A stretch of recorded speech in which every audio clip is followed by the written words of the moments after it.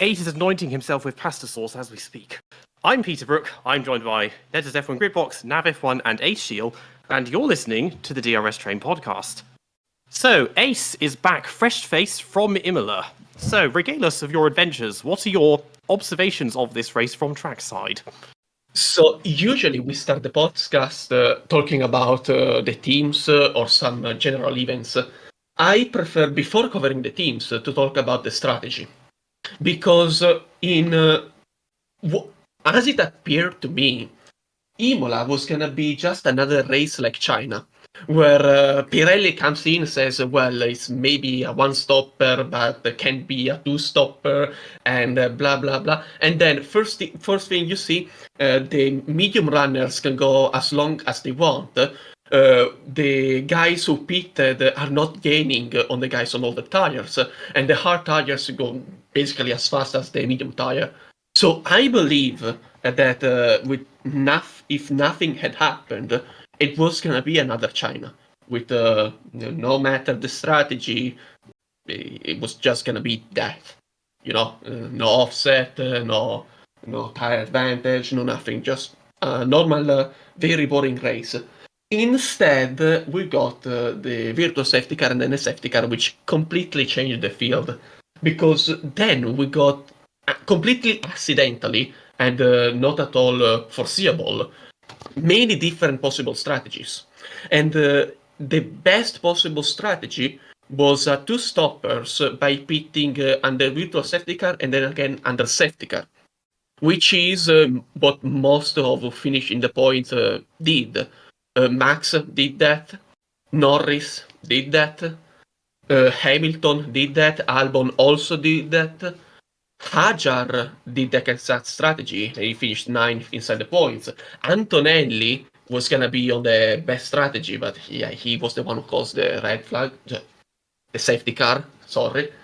And I cannot think of who else went for that strategy. But anyway, that was, in my opinion, the perfect strategy, best possible, given the circumstances of the race. And whoever was on that strategy basically profited a lot, just by sheer luck. And then whoever had pitted by lap 13, 12, around that time, they were more or less screwed over. Because they were already given a free pit stop to all their... I don't get the word, to all the opposing drivers, and there is basically no tire strategy offset or nothing to really make a difference, except for the first 5 laps on new tires, because until they get to the limit of the temperature, when they start to hover it, yes, the new tire has an advantage in raw pace, but that's just because of temperatures. As soon as the tire is on that limit, it's just normal wear, which was basically nothing, and no pace advantage over all the tires. That was the strategy that they had Imola yesterday. And so two stoppers and the virtual safety car. Safety car was the best possible strategy, in my opinion. The second best possible strategy was what Aston Martin randomly got, because Aston Martin had two sets of mediums, unlike anybody else.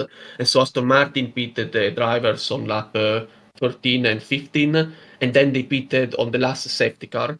And in my opinion, that was the second best possible strategy, because everything else somehow just doesn't work. Whoever had pitted on the first 15 laps and then had pitted again under virtual safety car to not get disadvantaged by the virtual safety car, unlike the Aston drivers, then got screwed over by the last safety car. We saw Hülkenberg, he was running in the points. He may have gotten points, but then the safety car came out and he was just did no longer have a tire advantage whatsoever. The same strategy was followed by Berman, but Berman also got the mess at the pit stop. We can talk about it later. It was the strategy Leclerc was on, and in fact Leclerc was doing an excellent race, but he finished sixth behind Williams and his own teammate. It was the strategy that Russell was on. What may have been a better strategy, but that is down to the car, in my opinion, is Tsunoda. Tsunoda pitted just once under virtual safety car, and then did not pit again under safety car, and so he benefited, but not really. I think that strategy was still better than pitting in normal race condition and virtual safety car, but not by much, in my opinion. So we had all these different strategies, which just randomly played out in whatever driver's hand. Max Verstappen was incredible at reading the race, because he immediately understood he had no need to cover Piastri. If Max Verstappen had covered Piastri, Max Verstappen would not have won. Norris would be the winner to this moment, and instead Max Verstappen, incredible race vision, incredible start, but then everything else just fell into his hands, just like it did for Hamilton, just like it did for Albon. And it was completely casual, because Hamilton, Antonelli, Albon, they were all behind their teammates, so almost running nowhere. Hülkenberg was behind Bortoleto on a nothing strategy, and somehow he was in the points. Bortoleto was doing a proper race, and he finished penultimate. He finished nowhere, and Bortoleto had a perfectly fine weekend. So yeah, I think strategy was very random how it rewarded and some drivers. But the most interesting part about all this is that it turned the Imola race into a very interesting one, because we got to see drivers on completely different strategies, and so very wide offsets, and so overtaking was possible. What did we see yesterday? We saw overtaking at Tamburello. Okay, it happens, that's the overtaking spot. But then we saw overtaking at Villeneuve. We saw overtaking at Tosa. We saw overtaking at Piratella. We saw overtaking at the Variante Alta. Where did we not see overtaking? At the two Rivazzas, because overtaking there is very dumb. You're just giving DRS to your opponent and getting overtaken back. So nobody just overtakes at Rivazza. And then no overtake at Acque Minerali. And honestly, if we had seen an overtake at Acque Minerali, it would have been the stuff of legends. So I think it can be forgiven. So we saw an Imola race due to these random strategies, very interesting. And so what is the result? Is that even more so than the strategy one driver was on, what mattered the most was race pace. Because at any given moment, drivers had the good strategies that they could push and open up a gap. Leclerc was on the worst possible strategy. He finished sixth because the Ferrari was fucking fast on race pace. It was not what it was in qualifying. The Ferrari was the third best in race pace, and Leclerc on the worst possible strategy still finished a handy sixth place. Lewis Hamilton, that was starting nowhere, and for a half a race was nowhere, on the best possible strategy was fourth. Do you understand me? Sainz on the Williams also got on the worst possible strategy, but Sainz still finished in the points. No problem doing that. Instead, then we see drivers who had the best possible strategy. Hülkenberg, yeah, the Sauber is nowhere on race pace. Hülkenberg did not score. And so that's just how it is. The Sauber can get the best possible strategy, but if the day is so chaotic, then strategy almost doesn't matter. It matters most the race pace. You can be on the best possible strategy, but if you don't have the race pace, you can do jack shit.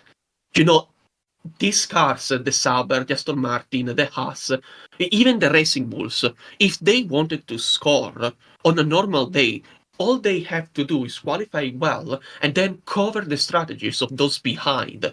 That's the basic strategy. Once we have these 4 different strategies, entire mess, you cannot have one strategy that covers all. It's just impossible. So that Aston didn't score, that Haas didn't score, that Sauber didn't score, that Alpine didn't score. These cars are just not the best 5 cars. On a normal day, it would have been both Red Bull scoring, both McLaren scoring, both Ferrari scoring, both Mercedes scoring, and both Williams scoring, because these are the best 5 teams on race pace. And so yesterday, these teams were the ones who should have scored. What happened is Antonelli retired, so there was one more spot for points, and guess who it went to? It went to Hajar, who was in the best possible strategy. It wasn't even enough being on the second best strategy to score points yesterday for the last 5 teams. So I think that's the key to read the race. I think, unlike all the other races we saw at Imola, it's not the strategy, it's not qualifying, just race pace was everything. You've been listening to the DRS Train podcast. We're on YouTube and Spotify. Okay, so, well, yes. Strategy, yes, very, very intricate. There was a lot going on. Of course, you were watching the race from trackside, so was it actually easy to keep up with what was going on with all the safety cars? Because it does get... I've been to races myself, and it does get confusing. So, I was on the hillside at Tosa, very high up, and I barely had a line of sight with the maxi screen that was so far away I couldn't see the gaps on the drivers. I could barely read the name of the drivers, but then I couldn't read the numbers in which positions they were in. So it was very marginal, the information I could gather from the maxi screen. I had no access to the live timing because Imola was just so full. Internet was not enough for everybody. Yes. So it didn't have live timing. I couldn't read where the investigations came up. I couldn't read anything, so I didn't know what it was about. There was the voice of the commentator, who I think did an excellent job. But when for half a lap there are cars going in front of you, you don't see the commentator. So yes, I was just trying to keep everything by mind on which sets each driver had when they had pitted. I couldn't see which driver was pitting, so I had to guess whenever I didn't see a driver when it was the lap previously, if he had made a mistake or had just pitted and was coming up 30 seconds later. So yeah, it was very hard to follow, but at the same time, as it unfolded, everything just kick it into place, whatever driver was doing. At the beginning of the race, there were the drivers who stopped because they had to cover the strategy, and there were the drivers who didn't stop because they had nothing to lose, basically. And so from there, you just build on what happens. If there is a safety car, obviously everybody who can is gonna pit, and in that case, only Aston Martin couldn't pit. Under virtual safety car, if you keep in mind who had pitted, the drivers who already pitted twice did no longer have any new tires, so they would not pit under safety car. And so all the drivers who had pitted once would pit again under safety car, and so now they had the advantage. So if you follow the race like that, it becomes very manageable, even if you don't have the live timing, even if you can barely follow which driver is in which position. And then certainly having the cars right in front of you, and you can look whatever car you want instead of just following what the international feed is showing you, and the timings and the gaps on the side of the screen. Yes. Being there, seeing them live is much easier to keep track of everyone. But Tosa as well, that's the very top of the circuit, because the circuit is also on the side of a hill. So how much of the circuit can you actually see from there? So the spot I took could see from the exit of Tamburello all the way down to Villeneuve, both Villeneuves. Then there was, there is a house in the inside of Tosa. Yes. Okay, that house was blocking the view from Villeneuve to Tosa, but then I could see Tosa, and then because I was very high up, there was all the people who were obscuring the view from outside of Tosa up to Piratella, so I did not see Right. that. You can obviously place yourself in different places. If you go further down the hill, you don't see as well the rundown from Tamburello to Villeneuve, but you see the cars coming from Tosa and going uphill. And so, like yesterday, you could see that Ocon and Antonelli, both cars, you could see them if you were right on the best places. Where I was, I could not see that Antonelli and Ocon were stopped. For example, you can go, if you are very mad, in my opinion, to the very far end of the hillside, because this long Tosa, the place, goes from Tosa, but a very narrow strip follows the circuit and up until the entry of Piratella. So if you're really mad, you can give up the view from Tamburello to Villeneuve, the view from Tosa, the view up to Tosa. You just see the cars entering Piratella. And if I did that last year, nothing happened at Piratella, so it would have been the most boring race possible. This year it would have been much more interesting because who did we see at Piratella? We saw Leclerc and Gasly. We saw Alonso doing 3 overtakes. Well, I saw because the international feed was not showing that. And then which other driver? I think there was one more driver who did the overtake at Piratella. I don't remember which. Did you see Alonso, because there was that onboard of him hitting his helmet near the end because he was frustrated? Did you No, notice that? It was already up outside of Tosa, so it was out Right. of view. I did not see that. Right. Okay. I saw what I saw instead is how he didn't make the overtake on Tsunoda. So Alonso overtook Hülkenberg, going with a better exit of Tosa on lap 60. So he basically had lap 61, 62, and 63 to try to make the overtake on Tsunoda. The first lap, he had to get close to Tsunoda. So that was that, just 2 more laps. On the second lap, he I guess, because I did not have the view there, he must have forced Tsunoda to defend the inside of Tamburello. And so, just like Norris did on Russell, basically he had to switch trajectories and was right behind Tsunoda from Tamburello down to Villeneuve, but he just was not close enough to force Tsunoda to defend there. And so Tsunoda never moved from the racing line. And so Alonso could not do what he did to Lawson, Gasly, and Hülkenberg and force them to defend, and that means he could not switch trajectories on the second of Villeneuve to get a better exit to force him to defend into Tosa so that he can switch over to Tosa and get a better exit and make the overtake on the penultimate lap. That he could not do that, he just was barely not close enough. And Tsunoda was very smart to not defend. Tsunoda knew what he was doing defending with the Red Bull. But the last lap, Alonso was even closer, and yes, outside of Tamburello, Tsunoda immediately moved over on the inside to defend. And Alonso did what Norris did the first time against Russell, tried to go to the inside. But Tsunoda really pushed him onto the grass, and that lost Alonso some momentum. So he tried at the very end to switch to the outside as long as Tsunoda was on the inside because he was going to be compromised into Villeneuve. But he did that too late and it just took too much from the car. The car understeered on the outside of Villeneuve 1, and so he failed to make the switch. And so that was that. When you see Alonso hitting his hands on the helmet, it's because the car did not handle Villeneuve 1. And I don't think that was shown in the videos that were shown on Twitter.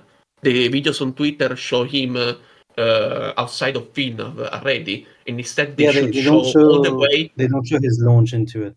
They should show all the way from the starting straight to Tamburello and then down to Villeneuve because the fight was very interesting. Tsunoda defended really well. Just you have an Aston Martin, you have used medium tires, you're trying to match. The car just can't cope. So it sounds like basically if you go to Imola, aside from 31 years ago, Tosa is a good vantage point because you can see the whole of the first sector from there. Yes, good morning, Nav and Nedzo. Let's, it was quite an interesting race overall, even if you watched it on TV or in person. But yeah, we'll start with Red Bull and Max, I suppose. I didn't think he was going to win it, but he did, and yeah, I think he showed why he's a 4-time champion in that race. Okay, so yeah, I mean that move at turn one, like, I think iconic's maybe a bit strong, but it was certainly a fantastic move.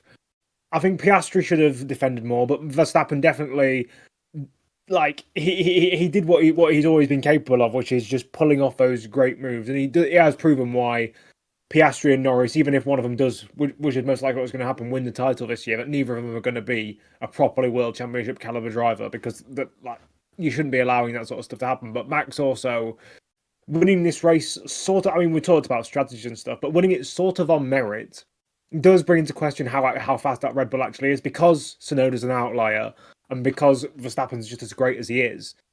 We don't know how fast that car is. Like, truly, some people have said some McLaren fans have said it's just as fast as a McLaren, and which I don't think is true. And some are saying, like, it's the fourth fastest, the fifth fastest car, and we truly don't know how quick it is because like, unlike, for example, in 2012 of Alonso, you had Massa, who, although was stinking up the gaff, he had a couple of good performances which made it a lot easier to see how fast it was. And with this Red Bull, you don't really have that. But yeah, it's just. But Verstappen, yeah, good race from him. Tsunoda, obviously the entire weekend it was an uphill battle after his crash in qualifying, but I think he recovered, I mean, decently well. I guess 20th to 10th in the end. So I guess that was decent enough. Yeah, and also the thing with the 2012 Ferrari was that it was more consistent across the races, so it was easier to have an idea of where it ranked. So you'd always have Alonso qualifying around the same position. Massa was faster towards the end of the season. Yeah. Sorry? I said end of the season, yeah, I copied you. Yeah, exactly. So he started to qualify top 5, top 6, but it was easier to just gauge. Whereas that Red Bull is this Bahrain race, which is just out there, and it really prevents us from having a good view of how fast it is, because in Bahrain they were nowhere. I mean, Max finished 6th and Yuki 8th on pure pace, and they were absolutely nowhere. Nothing happened to them. So because of that, you cannot judge their pace, and it could just be that it's an inconsistent car that has an operating window that really depends on track conditions and certain temperatures, which means that sometimes they will be fastest and sometimes they will be 4th or 5th, and that's what I think, at least.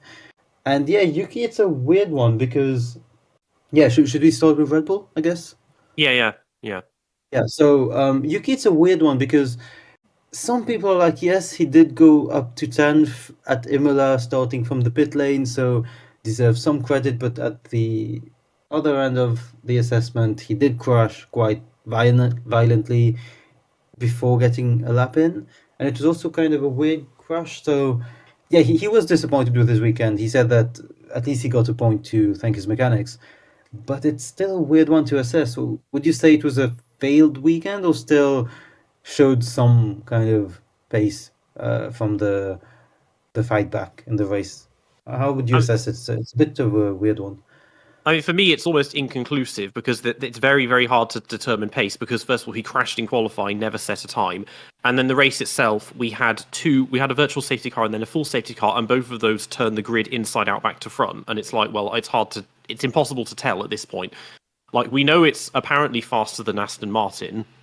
Maybe, but otherwise it's just like, who knows? Because Max, again, I wasn't expecting Max to win because I thought, okay, he's just keeping up with them in quali, but race pace, the Mercs will have it, and then he takes the lead, and that move is effectively the same as what he did in 21 against Lewis, but without contact. Although maybe it's the other way around because I think Lewis was on the outside. Yeah.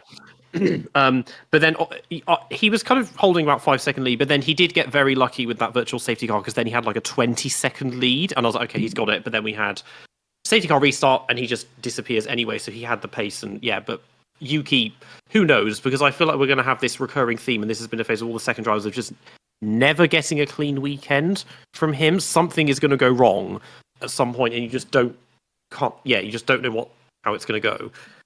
To your point about Yuki's pace, I found on Twitter, which is obviously a perfectly reliable source with no problems about it. I found one that had like a graph of all of the drivers and their relative performance towards their teammate, who was the faster teammate over the course of the race, and who was slower. And Verstappen, according to this, was on average 1.392 seconds a lap quicker than Yuki over the race per lap. Yeah, I mean, Max had clean air for literally the entire race, so that does help. I feel like that could be part of it, yeah, because Yuki was slower, but also he was in a pack of like stinkers. He never really had clear, because he didn't. I don't think he actually started from the pit lane either. I think he did line up on the grid in the end. It looked like, but even so, yeah, he never had. Max was one of the few drivers who ever had clean air in the whole race because of the safety cars just bunching and changing things up. But yeah, we'll see. It is a thing, and I've said this before, that Bahrain, and we had this with Checo as well, that whenever the Red Bull is shit, suddenly the second driver gets good and they get so much closer to Max. But when the car is working really well, Max is a rocket and they just can't do anything with it. And it's another example of that, really. Precisely, you just made the most interesting point, because I have an idea that explains everything about Red Bull. In my opinion, the Red Bull's raw performance is just as good as the McLaren. The McLaren excels in every circumstantial area. That is, tire management and braking efficiency. The McLaren excels in that, which means he cools the tires better, and that is an advantage in just tire management and race pace. And then, but since there is no actually tire degradation during the races, this is completely useless in the race, and it is a useless advantage. And so it turns into advantage only in qualifying, because over a lap it just manages better the tire, and so it is more alive in the last sector. And so that is the advantage. A very circumstantial advantage just by having better cooling efficiency on the car, on the McLaren. The other circumstantial advantage that McLaren has over the Red Bull is the ease at which the McLaren finds its own performance, its own raw performance. The McLaren always comes to a track on Friday and bang, they are already competitive, they're already on the pace, they're already raw performance immediately. They bring a setup on Friday and it immediately works. Even better than Mercedes, even better than Ferrari, even better than any other team. Red Bull is the complete opposite. Raw performance just as good as the McLaren, but finding that raw performance is hell. Okay, they come every single time on Friday, and the setup, it does not work. They're slow. They're 6/10 of the pace of McLaren. They're behind Mercedes and behind Ferrari. They're absolutely nowhere, and they work in FP1, in FP2, and in FP3 just on setup, on finding the balance, the speed for the car, and then most of the time they do find the raw performance of the car for only Max. That raw performance, only Max is able to tap into it, but only after 3 hours of intensive setup work, because whatever they bring on Friday never works. The Red Bull is much harder to find the raw pace. The one time they did not find the raw pace, just as Peter pointed out, in Bahrain, Max was not a second clear of his own teammate. The car was not in the window, did not have the raw performance, and so Verstappen was at the hands of the car, just like Yuki and Liam have been the entire season. I think that's the key to read the Red Bull. Raw performance just as good as McLaren, but then extracting that raw performance is hell. They just cannot do it consistently. They, from weekend to weekend, they get closer or not closer, and so they go from being on a pair with McLaren to just being slower than McLaren, and it all seems random. Yes, because it's just how well they can do setup, and apparently they have big issue just finding the right setup. So it seems either way, Max was able to outwit McLaren, who themselves, you would think, well, with basically every race this year, really they should be the ones winning it. But they too, well, they fell foul of the start, but also the safety cars, because these safety cars were interesting in that both of them, they seemed to basically punish the people that didn't deserve it and also reward the people that didn't deserve it. Because Piastri was faster than Lando all weekend. I mean, he qualified, he was on pole and Lando was fourth. And then Lando, it took him ages to get... What, sorry? 3/10, I think it was. Lando was behind. Yeah, 3/10. Again, it's the little things with Lando, because that meant he was stuck behind George for a lot of the first stint. Does eventually pass him, but then the safety... I mean, okay, so he pitted just before the virtual safety car. But then at the second one, he was able to pit for new tyres and Piastri wasn't, so then he had fresh tyres and Piastri didn't, and he could pass him and get second. So even though Piastri had been faster all weekend... But yeah, it just didn't... The pace, it just wasn't there, because once Max got the lead, like they had no answer at the end of the day. The thing with Lando, again, I keep noticing this with him, it's the actual racecraft. It's not... Of course, he's lacking pace in quali at the moment, which is quite weird, because he is very good at quali. But when he was trying to overtake Russell, he was trying to get the overtake done in the weirdest corners. Ace was talking about the Ravazza corners. Why the hell would you try to overtake there? And he wasted 2 laps, which, you know, at the end of the day didn't matter much. But he wasted 2 laps just trying to get it done in the middle of Sector 1 and at the end of Sector 2. And I was just there wondering, why is he doing that? There's a huge straight coming, there's a back straight coming, and there's also the main Imola straight. Why does he keep positioning his car and trying to squeeze it into a turn where obviously Russell is just going to push him out, or he's not going to have traction there? So I really don't get it. I feel like at McLaren, someone should be telling him, make the move at places where the McLaren is strong, instead of trying to just randomly get past in a Formula 1 game where you're trying to impress the other people online. And yeah, the pit stop sequence, it completely messed up the system, because they seem to split strategies across every team, and it started... Did it start with McLaren? Were they the first ones to pit? No, there was someone that pitted before that, I think. Let's look at this. But yeah, so when they started pitting, it seemed like some teams pitted their first driver and some teams pitted their second driver in terms of the order. So it didn't really make sense. Of course, the one team that didn't pit any of the drivers was Aston Martin, which we will talk about later. It was incredible.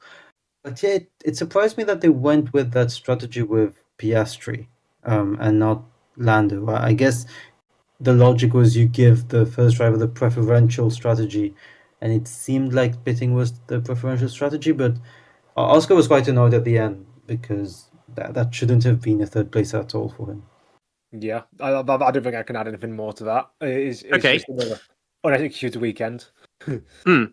Yeah, they keep... Well, I mean, Piastri still has his title lead. That's the thing. I mean, Max is still third overall, but we'll see. It's keeping it interesting, because if they were winning every race, they would just run away with it. But at least Max is keeping us on our toes a bit. There's still Lando fans saying, "Oh, Oscar's at his peak, yet he's only 13 points ahead of Lando," not realizing there's lots of caveats to that, because they're stupid little eggs. But yeah.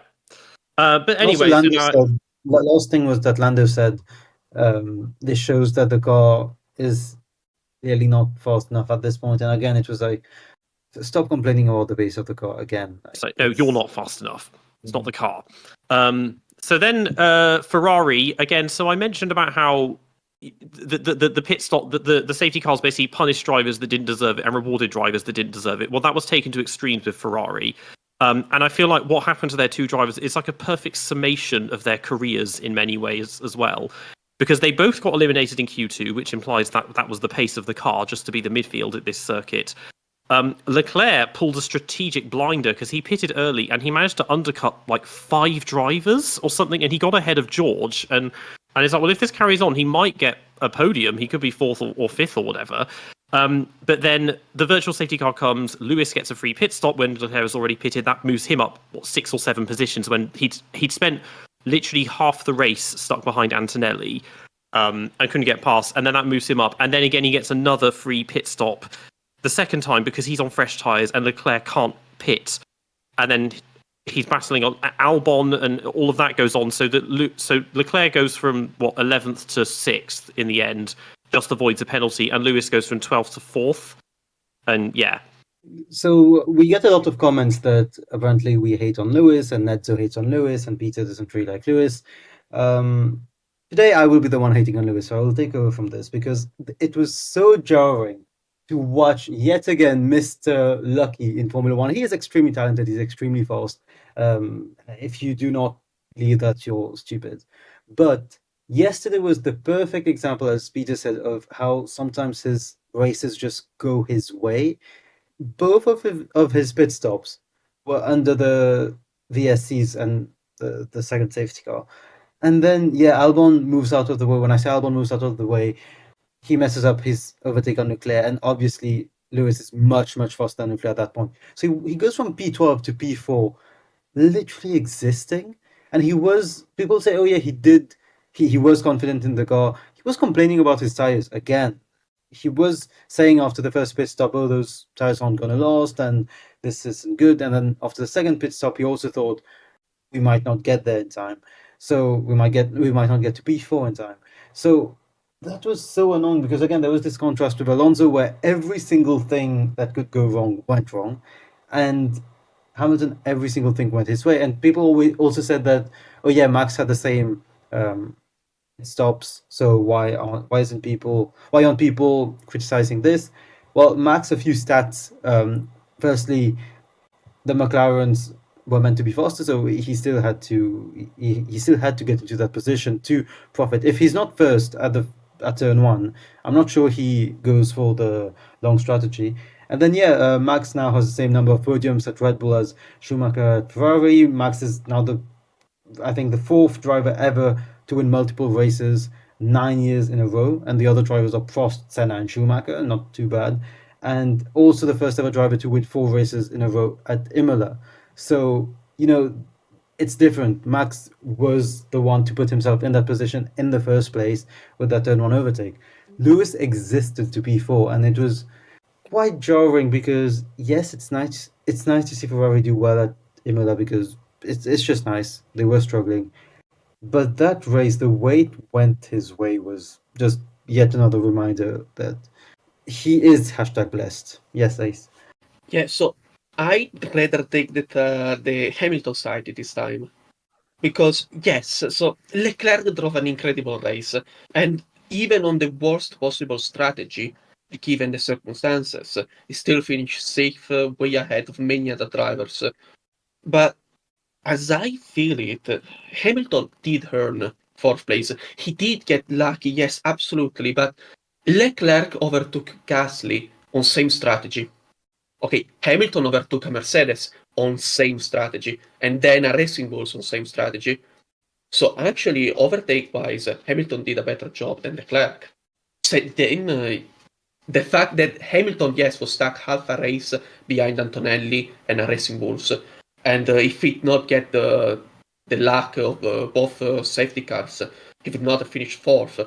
But at the end of the day, if he did not make the overtakes on Antonelli and Ajar when he did, he would not have been able to caught up to Albon and Leclerc at the end of the race on this advantageous strategy. So but as I feel it, much more Hamilton did get race pace lucky. than the Racing Bull and the Mercedes in this race. The Mercedes, I don't think that much more, okay? It's a Mercedes. Antonelli is Antonelli, it's not Russell yet. And Russell was also on the worst possible strategy and was following Leclerc fairly closely. I mean, yes, it's slower than Mercedes on race pace yesterday, but not that much slower to allow to make an easy overtake. That's what I'm trying to say. There is some virtue to making an overtake on Antonelli, even if you have a faster car. And then, Leclerc overtook an Alpine. Incredible overtake, but it's an Alpine, guys. It was in the top 5 teams yesterday.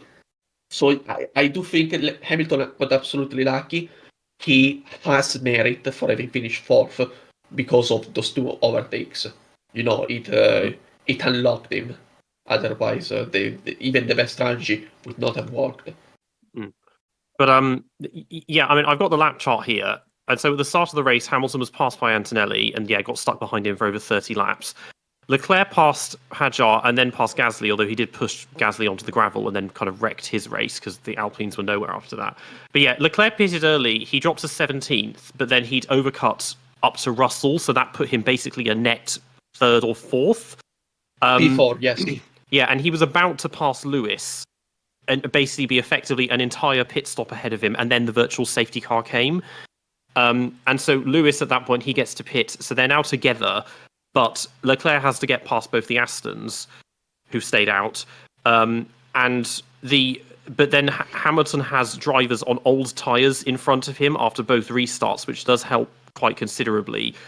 Whereas Leclerc is then he's on new tyres as well as the first one, but after the second safety car, he's now on old tyres, so he's got on all the drivers behind him are on new, so he's kind of got nowhere to go. So it is just and this is like. It's also because it's Ferrari. It's like it looks like a clever strategy, and it's like it's by happenstance rather than them thinking it through. I suppose that both these safety cars and it came at that time, and you just see this with so many of Lewis's races. He starts race on the hard, going long, and it's like you just know that there's going to be a safety car right when he needs it, and you're just waiting for him to pit, and then the safety car to come, but that never happens. What do you think of this growing rhetoric that Leclerc is an incredibly unlucky driver who deserves much in the Alonso line of thought? Because I'm seeing it more and more that Leclerc is really getting done by things outside his scope. And, when you think about it, 2022, that was more Leclerc making mistakes, but nowadays he seems to have ironed out a lot of his shortcomings, but now it's just a lot of bad luck in many cases. He he listens to the team too much. He's a very passive driver on strategy. Lewis is as well, but Lewis, I think now at Ferrari, he's realizing I shouldn't pay attention to them. I should just do my own thing, similar to Vettel and whatnot. And Kimi is just like, what team? And they're like, what driver? Like that could just do their own things independently. But Leclerc, like with Alonso, a lot of it, he's extremely unlucky. A lot of it is self-inflicted because he has famously bad, contract negotiation skills and diplomacy and all of that. With Leclerc, you think maybe he should have just left Ferrari now and tried to go somewhere different, because it's just having to see him suffer and cover so many and go over so many obstacles that like Max and Lewis don't have to do, because they have competent teams that have good strategies and build cars that are drivable and everything else, is that it's making things so difficult. And when you think his pole to win conversion rate is less than 20% as well, when I think with Max it's more than like 60 or 70%. It's just there are some drivers where they just have to climb constant mountains, and others where they have to work very hard, but once they reach that plateau they get to just sort of coast the rest of the way.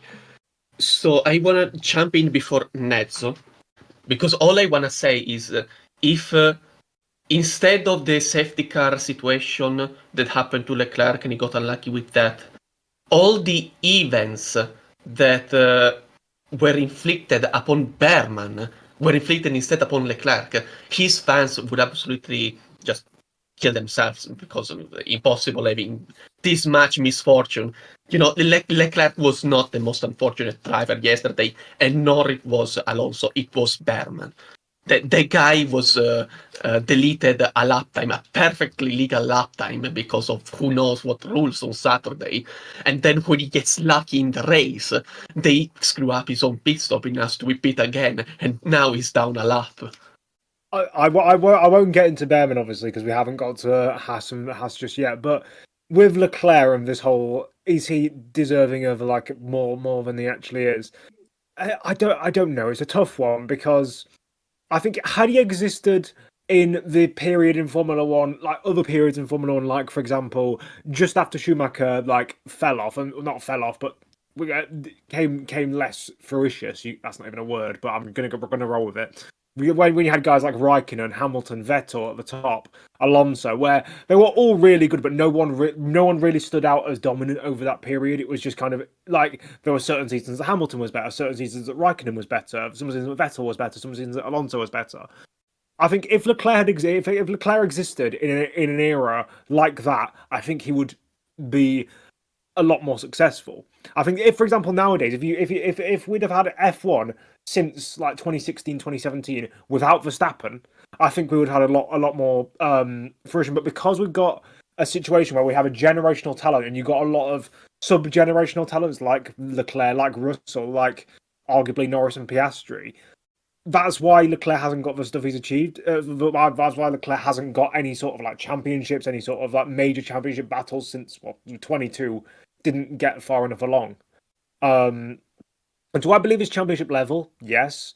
But he would be a kind of a one championship driver who maybe might cling on to one at Ferrari or beat Verstappen 1 year because Verstappen was in a slightly slower car. Because realistically, Verstappen's going to win every single championship till he's 35 if it's based on pure merit. But yeah, one thing I'd also like to point out is we briefly mentioned it, but the Leclerc and Albon quite a collision / forcing off. We mentioned it in Saudi Arabia with Max and Piastri. I don't know how it's just now legal and common to just force drivers off a circuit, not just when it comes to runoff, but when it comes to an actual gravel trap. Someone can be fully alongside you, deserve room and deserve space in every sense of a word, and you can just force them completely off the road because you're the defending driver. I think it's stupid. I think it's Also, stupid.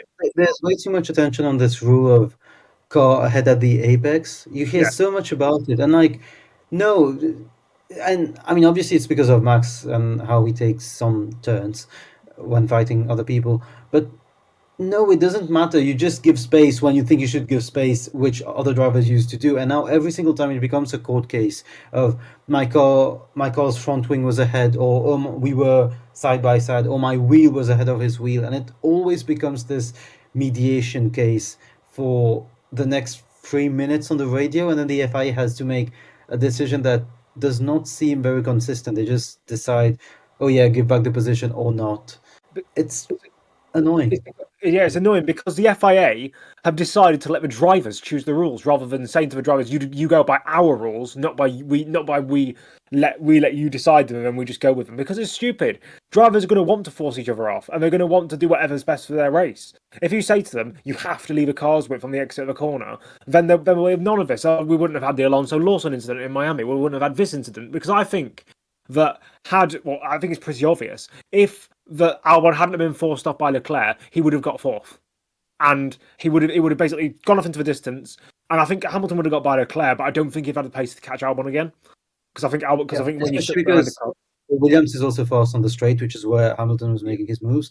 And Yes. second thing is the car's also fat now that you can kind of go to the middle of the track and pull someone off and say, "Oh, I was just trying to take my turn." Because if in the 2000s you're trying to force someone off, you are fully pushing that person off. Like it's very obvious. Even 2014, remember that incident in Canada when Massa was trying to overtake a Force India at turn one, and he just goes like spiraling into the wall.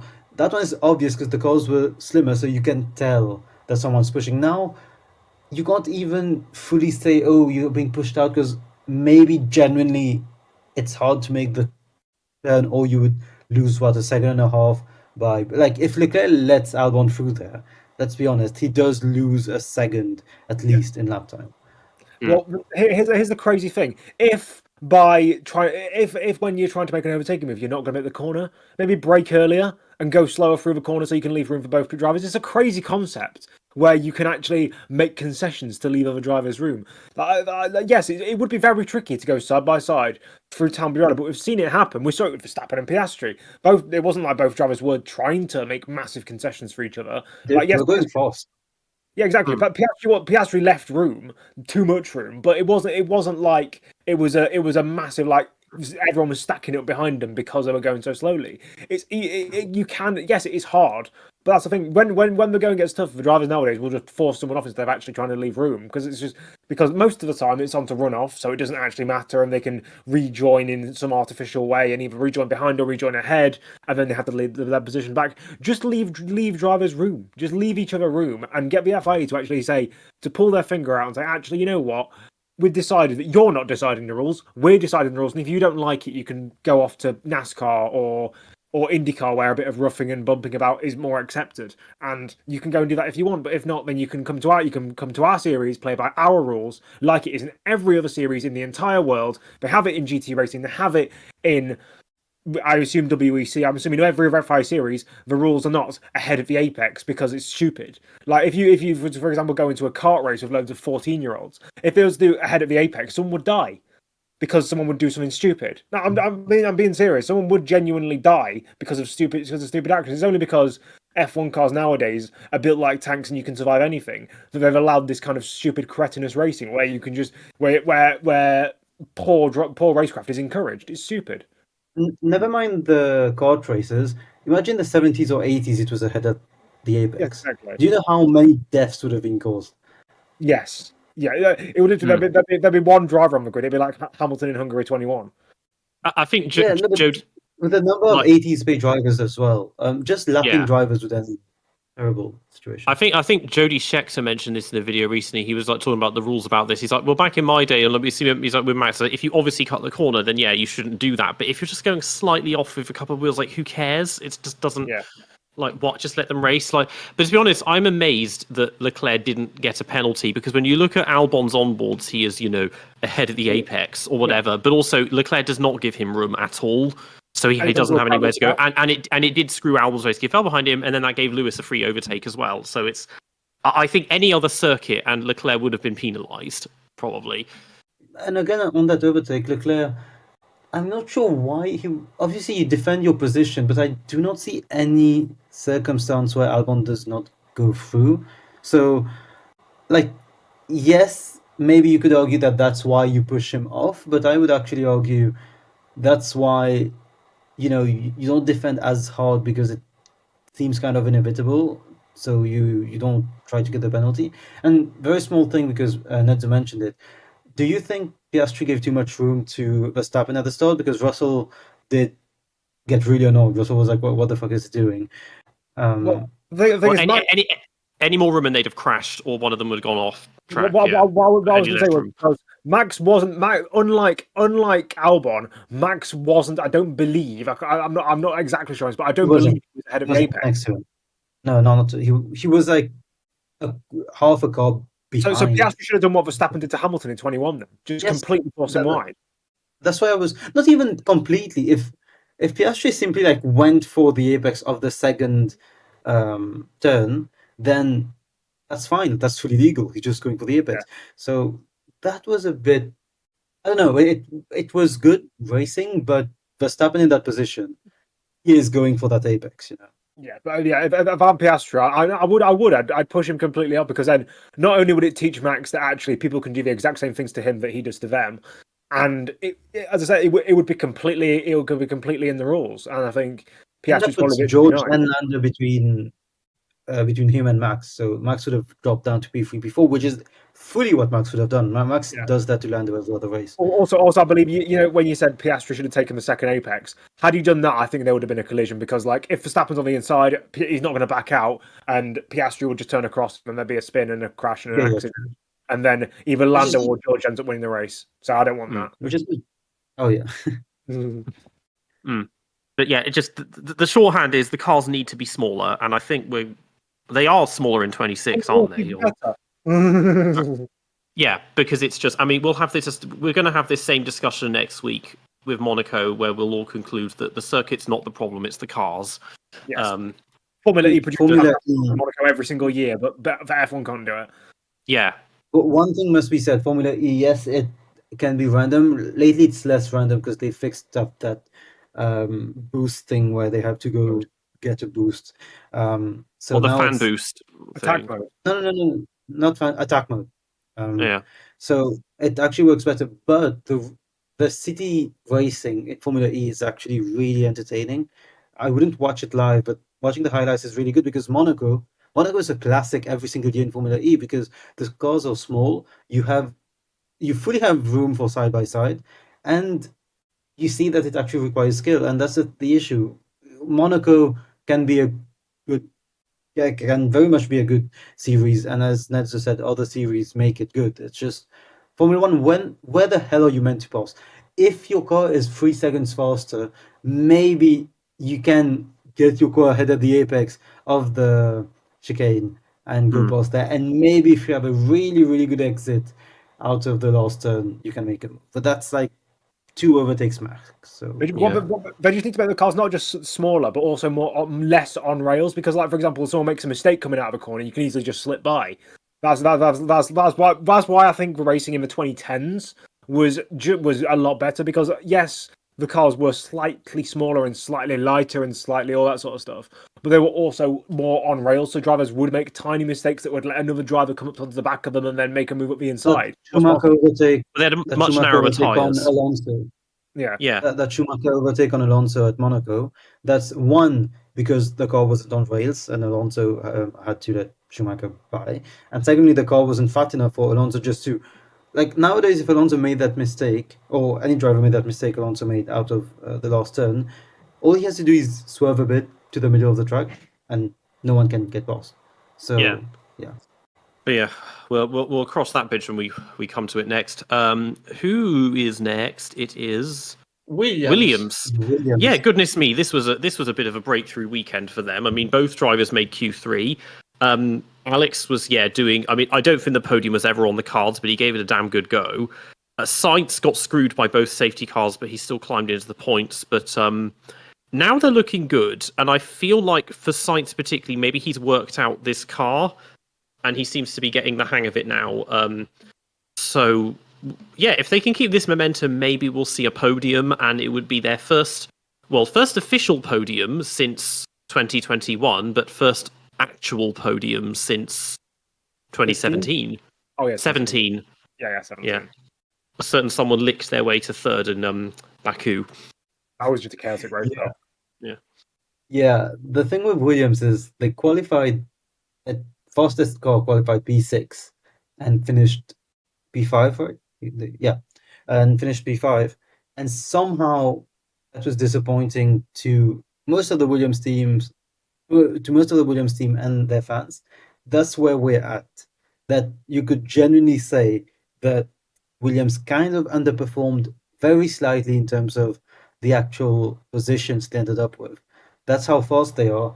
Sainz qualifying sixth on Saturday should not have happened. He was much faster than Alonso. In Q2, his lap was 2 tenths and a half faster. He only qualified that low, if you want, because his outlap was basically him pushing all the way through. So he didn't have any tires left by the time he was in sector 3. So he lost a lot of time there. But he easily should have been fifth, and Albon should have been ahead of Alonso. Alonso did a good job on his old mediums. And in the race as well, as you said, Albon should have been fourth. Third was probably not on the cards at all. Maybe Prime Max would have challenged Piastri in that car, however that works. And Sainz, if he hadn't gotten that unlucky again, easy top 6. So somehow Williams leave this race a bit disappointed, even though they qualified 6th and finished 5th. So it's more contrived what happened there in qualifying. Yes, the Williams should have been 5th and 6th because they were faster than the Aston, but the Aston on mediums in qualifying was gonna be better than the Williams on soft. Basically, Alonso made a big mistake going into Variante Alta. He lost 4 or 3 tenths of a second there, and he was on new mediums. I thought it was a smaller mistake, no? Oh. No, if you compare his lap, compare it to Stroll, he goes from an advantage of 4 tenths of a second to being 1 tenth of a second behind Stroll, but then with a way better exit, which pushes the advantage to 1 tenth of a second over Stroll, and then a further half a second in the two Rivazzas. So, and Alonso was on new medium tires, in the sense on the last lap of Q1, he went out on medium tires and then immediately pitted because his lap time was good enough to pass. So he didn't have to use that set of mediums. So it was actually a new set of mediums that he used in Q3, aside from one lap that scrapped the tire. So not perfectly new. So on one end you have, yes, Sainz and Albon not delivering the lap time that Williams should have, but also Alonso that kind of screwed up his lap. But so at the end of the day, they position where they should have been. Lance was on used medium tires, so Do you not think that even without the Alonso mistakes, the Williams should have been ahead? okay. So Because otherwise, Alonso you're was gonna assuming set that a Alonso has to 15-0. make that So perfect lap. Alonso could have set a 15-0 with a perfect lap, okay? Yeah. And a perfect lap would have literally been not making the mistake at Variante Alta, because the rest of the lap was excellent. He was on the pace of Norris, okay? Aside from the mistake, he was very close to the pace of Norris. So yes, we are looking at a 15-0. And Sainz did a 15.198 in Q2. So could have Sainz improved 2 further tenths in the last section of qualifying? I don't think we can get the answer to that. So yeah, it could have been that maybe the Williams could have beaten Aston, could have beaten Alonso, could maybe not have been. It's an interesting question, but without an answer, unfortunately. So about the drivers, Albon got absolutely lucky because since he was behind Sainz, he was given the hard tire at the start, and that just randomly played into the perfect strategy, complete by chance. And instead, Sainz. So because what happened is that it was Gasly who kicked. Okay, I know. It was Gasly who kicked off the first pit stop, but then Leclerc also independently kicked off the first pit stop. Leclerc did not pit to defend from Gasly. That's what I'm trying to say. Leclerc pitted because he wanted to make a huge undercut, and it actually succeeded. But at that point, Russell pitted to try and defend from Leclerc, which utterly failed because in the process he lost the position to Norris, which meant he lost 2 seconds on that lap and did not remain ahead of Leclerc. But since Russell had pitted, also Sainz tried to pit to defend and to make an undercut on Alonso. So Alonso was forced to push and defend the undercut, which he did, and he exited ahead of Sainz. But then on the next lap, Sainz had just so much more on the Williams, he made the overtake anyway. And so in the process, so many drivers pitted. So I'm going by memory. Piastri, obviously, because he wanted to make the undercut on Verstappen, followed by Leclerc, Russell, Sainz, Alonso. Then Stroll pitted ahead of Gasly, Bortoleto, and I don't know which other driver. So it's already 8 drivers who pitted very early. Who else? I can't remember. There's just too many drivers. Lawson also pitted very early. So, all these drivers clearly had in mind that track position was key, and so they had to defend this track position. Then the safety car came out, so nothing, as I already explained before. But none of these drivers made an intrinsically bad decision to pit. They had to defend a position, guys. Stroll had to avoid losing position from the Alpine. Alonso had to try defend the position from the Williams. So Russell had to try to defend position from Leclerc. Leclerc had to try to make something because he was utterly nowhere. Bortoleto had to try to remain close to the points. Lawson too. So actually, AlphaTauri, very interesting because they didn't pit the driver further ahead. They thought that the best strategy was to stay on a one-stopper, and so they put their best driver, the best positioned driver, on a one-stopper, and instead they put the driver behind on a two-stopper, hoping for a I don't remember the word, hoping for luck. Well, somehow AlphaTauri doing that kind of means that maybe that's not what they wanted to do because it's AlphaTauri, it's their strategies, and they might have just gotten lucky with that. But yeah, what impressed me with Williams, to get back to them, is that they actually went with the split strategies. it wasn't obvious, and they could have been like, okay, we are in a good position, but actually, instead of using our good position to split strategies, we're going to try to make it really, really safe and not even do that and go for what everyone else is doing. So, as you said, go for track position. And that decision to split strategies was what got them that chance for P4 with Albon. And I saw a stat that Albon's points this season is nearly as much as he had gotten over the last 3 seasons. So what James Vowles has done with that team is incredible, and he has possibly the 2 best development drivers in his team now. So yeah, it's just going to keep coming, and it's quite nice to see. I will just say, I'm pretty sure 25 is still a development year for the team as well. So if this is still a development year, just think how 26 is going to be. I'd prefer to think about Mercedes at this point because it just did not work out. Russell tried to qualify as far ahead as possible, and then he got undercut by Leclerc. He got overtaken on track by Norris. It did not appear faster in the first stint than Williams and Aston. So where was Mercedes' actual pace? I think on the hard tires it was actually good. It was just the medium for Russell, having used up the medium in qualifying, just completely destroyed the first stint. Russell was kind of forced to not try to one-stop. So on a normal race, I repeat, it would have been perfectly fine. He would have kept track position, and instead it happened this mess of a race, incredibly entertaining, but it did not work out to qualify as far ahead as possible, unfortunately. And instead we get Antonelli, who struggles in qualifying, big struggles in qualifying, and then comes the race, he gets lucky with the car, with a safety car, does get overtaken by Hamilton, and then he's running ahead of Russell with no issues, until the engine gives up and he has to retire. Or was it not the engine? I did not actually check the reason for the retirement. So if any of you knows, what does Wikipedia say? Because I don't know. yes, we'll find out fairly quickly. Throttle, it says. Okay. So, yeah, very unfortunate retiring from your home race, because Antonelli is from Bologna, which is much nearer to Imola than it is to Monza.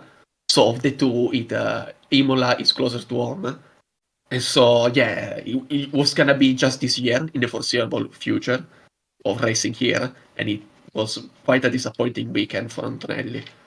Would you say his weekend was disappointing because of his own fault and quality? I mean, of his lack of pace, or anything else? Like, do you think he genuinely just lacked pace there? I think the issue is just as it was at the start of the year. He struggles in qualifying, and then in the race pace, he has no struggles being close to Russell's race pace. But qualifying is desperation. You know, it's been 7 races, and the one time he did well in quali in Miami, he was not fast on race pace. I actually think in Miami, it wasn't that Antonelli had a breakthrough and finally was good at qualifying and understood the car. I think Antonelli went down a road for setup that was very fast on one lap pace, but then in the race pace, it was failing. And so Russell was on the opposite setup, better for the race. And so Antonelli was very good in quali, but in the race could do nothing. And so the issue is still there, that Russell is having, that Antonelli is having problems in extracting the pace in quali. I think it just hasn't changed. It just Miami was the odd one out weekend, and the issue is still present. There was Leo Torrini interviewed the father of Andrea before the race at Imola, and the father himself is saying, my son has a lot to learn. He's not ready to win a race, but he's still learning fast, so we'll see when the day comes. Right now, he's not ready to win a race. And it is the correct view. Antonelli has still a lot to learn. He's 18 years old and he's not ready to win a race. But I think the improvements are visible. Yeah, it seems like Mercedes, the pace in general wasn't brilliant because, Antonelli did not have a brilliant weekend to go in Q2. George qualified well, but then he was creating a train behind him in the first sector, so he couldn't keep up. But he was one of the ones on fresh tyres, I think, at the end. But yeah, he holds on to P7, even though he started third. But yeah, just not the best weekend from them. He wasn't on new tires. He was on the worst possible strategy, the same as Leclerc and Sainz. Right, He had yeah. pitted early, Because and then pitted again. the top 10 were alternated between new, old, new, old, new, old after the second one. So yeah. Yes, he was like Leclerc and Sainz. He had pitted under Vettel's safety car for another set of hards, and then the safety car came out, and he did not have another new set of tires. So he just stood there. I think it's actually very interesting because Sainz was the better Williams driver, and Leclerc was the better Ferrari driver, and Russell was the better Mercedes driver, all on the same strategy. And Leclerc, Russell, Sainz, that's the order they finished. So performance, it was Ferrari, Mercedes, Williams. I think that's my opinion of a performance order. Yeah, and after that, I feel like the logical team to cover is Aston Martin, even though we covered most of Alonso so far. But those improvements, as Ace alluded to in a previous episode as well, they're quite major because they are the first ones that show proper correlation with the new wind tunnel.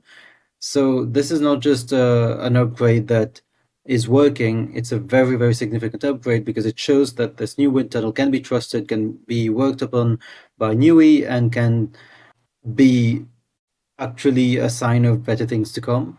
Because when they had been using the Mercedes wind tunnel for the last 2 years, all the upgrades were downgrades. Basically, all of them. They only went backwards, and sometimes they actually lost pace. Like, it wasn't even stagnant. They were losing pace on the other teams and on their previous cars. So this could be a very, very good omen if it was to keep happening. It's not a leap forward. It's a big step forward, though, because they genuinely were struggling to get out of Q1, and this time they had both cars in Q3 quite comfortably. And well, we'll look at the race in a bit, but yeah, what did you think, Ace? So first of all, we skipped over Racing Bulls. Yeah, well, we'll just cover them after. We can cover it later. Yes, just let's not forget. It'll take about 10 seconds to cover them. So instead, about Aston Martin. So first, about the upgrade. Yes, finally, the upgrade. It appears to be working. It clearly. I think the interesting thing from this upgrade is that before the car had no strong point. It was weak at everything, and especially weak in certain areas. But just weak overall, the Aston Martin. And now instead, yes, it is weak, but now it has strong points. I'm not really sure because we only have one track of reference, but at Imola it was very strong in the slow corners. And the upgrade seems to be aimed at behaving better in high-speed corners. So we'll see at Barcelona if that actually is the case. Right now, it appears to me that it was working quite well in the slow corners. Alonso was getting an incredible exit out of Cosa. So you're saying Alonso's winning? No. The Aston is not even top 5 car, okay? Great, the upgrade has worked. They went from being possibly the worst team on the grid to being inside the midfield somewhere, not the best of the midfield. Okay, so that's the step forward they made, from being last or just better than Sauber to being fighting with the Racing Bulls and Alpine, probably slightly better than both of them. We've got to see the next races, obviously. But it is not better than Williams, absolutely not close to the top 4 teams. And that's the upgrade. Instead, talking about the race, it appears to me that many have the feeling that Aston Martin completely screwed up the strategy and other stuff, the drivers, how did they finish so far behind? I am of the idea that the strategy was perfectly fine. Drivers did not make a perfect weekend, but it was way better than many other drivers. So really, I see no issue. They just got unlucky. But before I can address and explain why I think so, I prefer that you share your views and explain why you think it was a strategical mess. Because I simply don't see why people think they screwed up the strategy. Well, I mean, they went from 5th and 8th to 11th and 15th in the end, so the proof is in the pudding that it just did not work. The drivers themselves did nothing wrong. It's just that at both safety cars they didn't pit when, even if they'd lost positions, it would have been better to do that because Alonso knew immediately, that we're not going to be able to do anything here. And they just went backwards both times, and then he tried to get it back at the end, and it didn't work. And it was just there were some pretty damning radio messages from Alonso. He was very, very frustrated with the race. I mean, there's that team radio of him saying he's the most unlucky driver in the fucking world, which obviously is an exaggeration, but he felt really wronged by what was going on. And then there's the fact that at the end of the race, he said that if this race was played out 100 times, 99 times he would have been in the points. This is the only scenario where he wouldn't. Obviously, a bit of an exaggeration, because if someone crashes into him, I think he also doesn't finish the race. But yeah, in terms of strategy, he was really, really annoyed. And I think there's another thing, because after the race, on Spanish TV, he said, yeah, we had a fantastic weekend and we end up 11th again. And some drivers do nothing and have a bad weekend and end up in the top 5. Obviously referring to a certain Ferrari driver. So, and I don't think he said that on purpose. He just said, like, a few drivers did well. For example, they finished in the top 5. So, yeah, I think Alonso himself felt like, why the hell did he not get that luck of overtaking drivers under the safety car? And Stroll as well. Like, Stroll had a good weekend. Both drivers had a good weekend. Nedzo, your opinion? Well, on Aston Martin, I mean, yeah, I think I'm not sure because it was quite. Was it them who were the first people to use mediums in qualifying? Yes. So it was their kind of ingenious decision to go onto the mediums, and I think that might have also played a part into it. Maybe their qualifying pace was masked by the fact they decided to be basically, well, they weren't the only team to go onto mediums, but they decided to use it.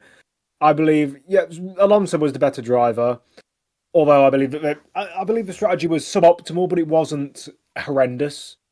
Alonso was the better driver, but Stroll still wasn't that bad. We can see from the data. I think if I look at the data that I put in the chat earlier, it was quite good. Generally, Stroll had a good. Yeah, he was only on average 0.06 seconds slower per lap, which is the smallest deficit of any driver, any teammate situation, which is not too bad.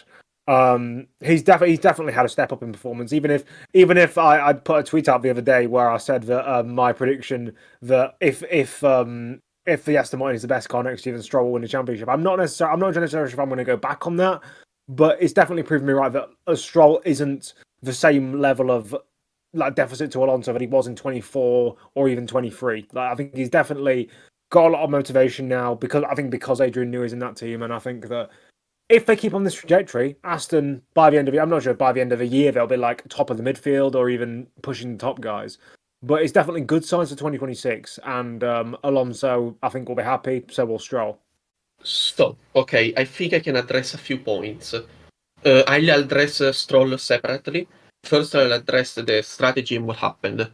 So, first of all, Peter, you said that the proof they had a horrible weekend and that they screwed up is that they went from 5 and 8th to 11th and 15th. Mm. So, Aston Martin purposefully qualified way further ahead than they should have been. Okay? Aston Martin, we don't know, may have not made the cut into Q3. They used the mediums to get into Q3. Then they used us because Aston Martin, they didn't know which tire was better, so they went for a foolproof strategy in qualifying. They used both sets in all the sessions. Yeah. So they used mediums and soft in Q1, 2 sets of soft and then 1 set of medium in Q1. Then they used 1 lap on soft and 1 lap on mediums in Q2, and then again 1 lap on soft and 1 lap on mediums in Q3. Okay, so they had the assurance that they were going to use the right tire by using all of them. And anyway, on the lap times Alonso and Stroll set in Q2 on the soft tires would not have been enough to go into Q3. And the lap times must be said Alonso, that the the mediums in quali were the C5 compound, which up until this race would have been the softest tire. So it's not like they used a C3 or C4 and did some miracle. They used the tire that up until recently would have been the fastest tire. So it's also it's not as insane of a choice as using the C2 tire would have been to make a lap. Yeah, absolutely true. I think it goes almost without saying all the issues of the C6 tire that debuted at Imola last weekend, because the C6, when they started to push it, I read some articles that basically said the compound is so soft that at Imola, which has many medium speed corners, it just moves too much, and so when the driver push, the compound is so soft it bends, and they lose immediately the confidence. It's not understeer, it's not overheating, it's just that the track is putting too much load on the tire and it deforms. And so these tires, the C6, was not designed for racing at Imola, not even qualifying. It was designed for Monte Carlo, Singapore, which have low-speed corners. Imola does not have low-speed corners, it has medium-speed corners. So the expectations for that soft compound was to not have as much lateral load as it was getting at Imola. And so at Imola, it just was not working. We expect at Monaco and Singapore to work very well. So we'll see this week how it turns out, the C6. But I think it just ticked off all the boxes it had to tick off the C6. It was a tire for the straight tracks, and Imola is not a straight track. All there was to it. Which means the medium tire was effectively the better qualifying tire, because it was the soft tire that worked for the track. As you explained, it was the C5, which was the softest compound up until yesterday, last week. And okay, so where I'm getting is that, yes, Aston Martin qualified on the medium tire, it was the better tire, and that put them further ahead of where they should have been if they had followed the strategy as everybody else. So already P5 and P8, they were way ahead than the car should have been, okay? P5, P8, they were never gonna hold on to P5 or P8. It was just impossible. If you qualify way out of position, you're eventually gonna fall back into the race. It was what happened to Trulli all the time. Trulli overqualified the car, and then naturally in the race he was slipping back to his natural position. And for Aston, it was gonna be the exact same. Even worse, as I explained at the beginning, this year, the Imola race was not about track position, it was about race pace. So again, you used up all your medium tires, and now they're used. So they're not going to perform as well as they should have, as we saw with Russell. Russell was using all the mediums for the first stint, and he was not faster than Williams and the Aston and Norris. But on the hard, he was actually fairly competitive. So that was that. So instead of being a track position race, it turned into a race pace race. And not only a race pace race, it was a race pace race with many different strategies, which means there was no one strategy that covered them all. So Aston Martin, finishing 11th, actually finished further ahead than they should have. Because natural position, okay, behind Red Bull, first and second, McLaren, third and fourth, Ferrari, fifth and sixth, Mercedes was going to be 7th and 8th, naturally Williams was going to be 9th and 10th, so already Aston Martin should have scored. And then we can discuss here all as long as we want, if the Aston was better than Racing Bull and Alpine, but they were going to fight for 11th place. What happened? One of the top 5 team drivers, Antonelli, retired. So one spot inside the points was opened for the bottom 5 teams. So for Aston, Racing Bulls, and Alpine. And guess who got that last spot in the points? Hajar, who was on the best possible strategy. Actually, maybe second best possible strategy. Anyway, Hajar went long, pitted under virtual safety car, and then was inside the points on the best possible strategy, and he finished inside the points. Aston Martin, with the second best possible strategy, finished 11th, just outside the points. You know, it's just how it happens. The race just naturally drifted all the cars where they belonged, and in race pace, the Aston did not belong inside the points. So I don't think how it is underperformance. What strategy should Aston have taken? The perfect strategy. How were they gonna know prior to the race what the best possible strategy was gonna be? They actually got the second best possible strategy by pitting for the mediums on the last safety car, and so Alonso was able to make overtakes outside of Tosa. Outside of Tosa, for God's sake. You know who overtook outside of Tosa? Leclerc up until Piratella, but he had a Ferrari against an Alpine. Alonso was trying to make overtakes against a Red Bull, and it failed against a Red Bull, fairly enough, but he got the overtakes on the Racing Bulls, on the Alpine, and on the Sauber.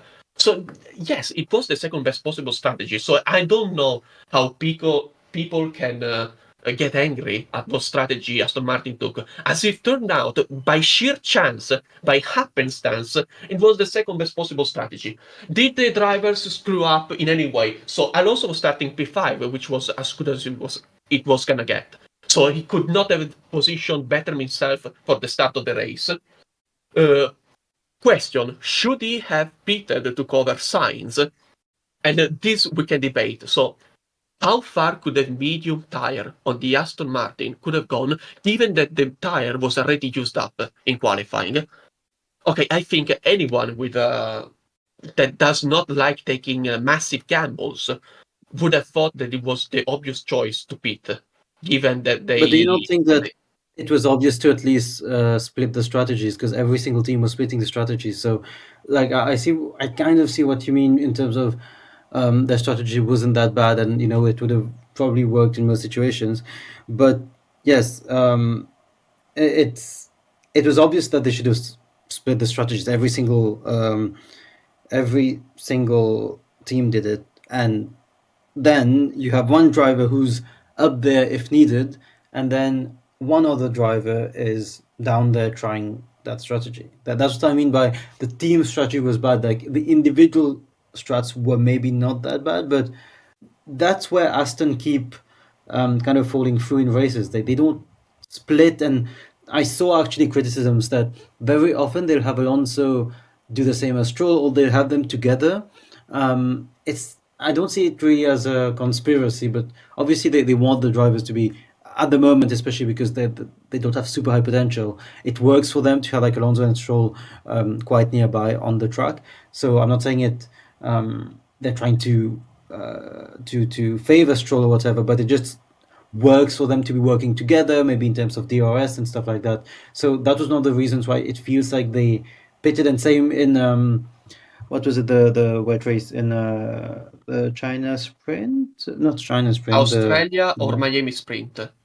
Miami Sprint. When Alonso wanted to pit, they didn't pit him for 2 laps, then they pit Stroll, and then they pit Alonso, and Alonso's like, guys, I told you to pit way earlier, we would have finished top 5. So, yeah, Aston not splitting the strategies in a race where they had drivers in 5th and 8th, as you said, much higher than they should have been, was so obvious. And they didn't do that. So that's where I disagree that you can't say it's the second best. So, first of all, they split the strategy in Miami race sprint, and they screwed completely over one driver.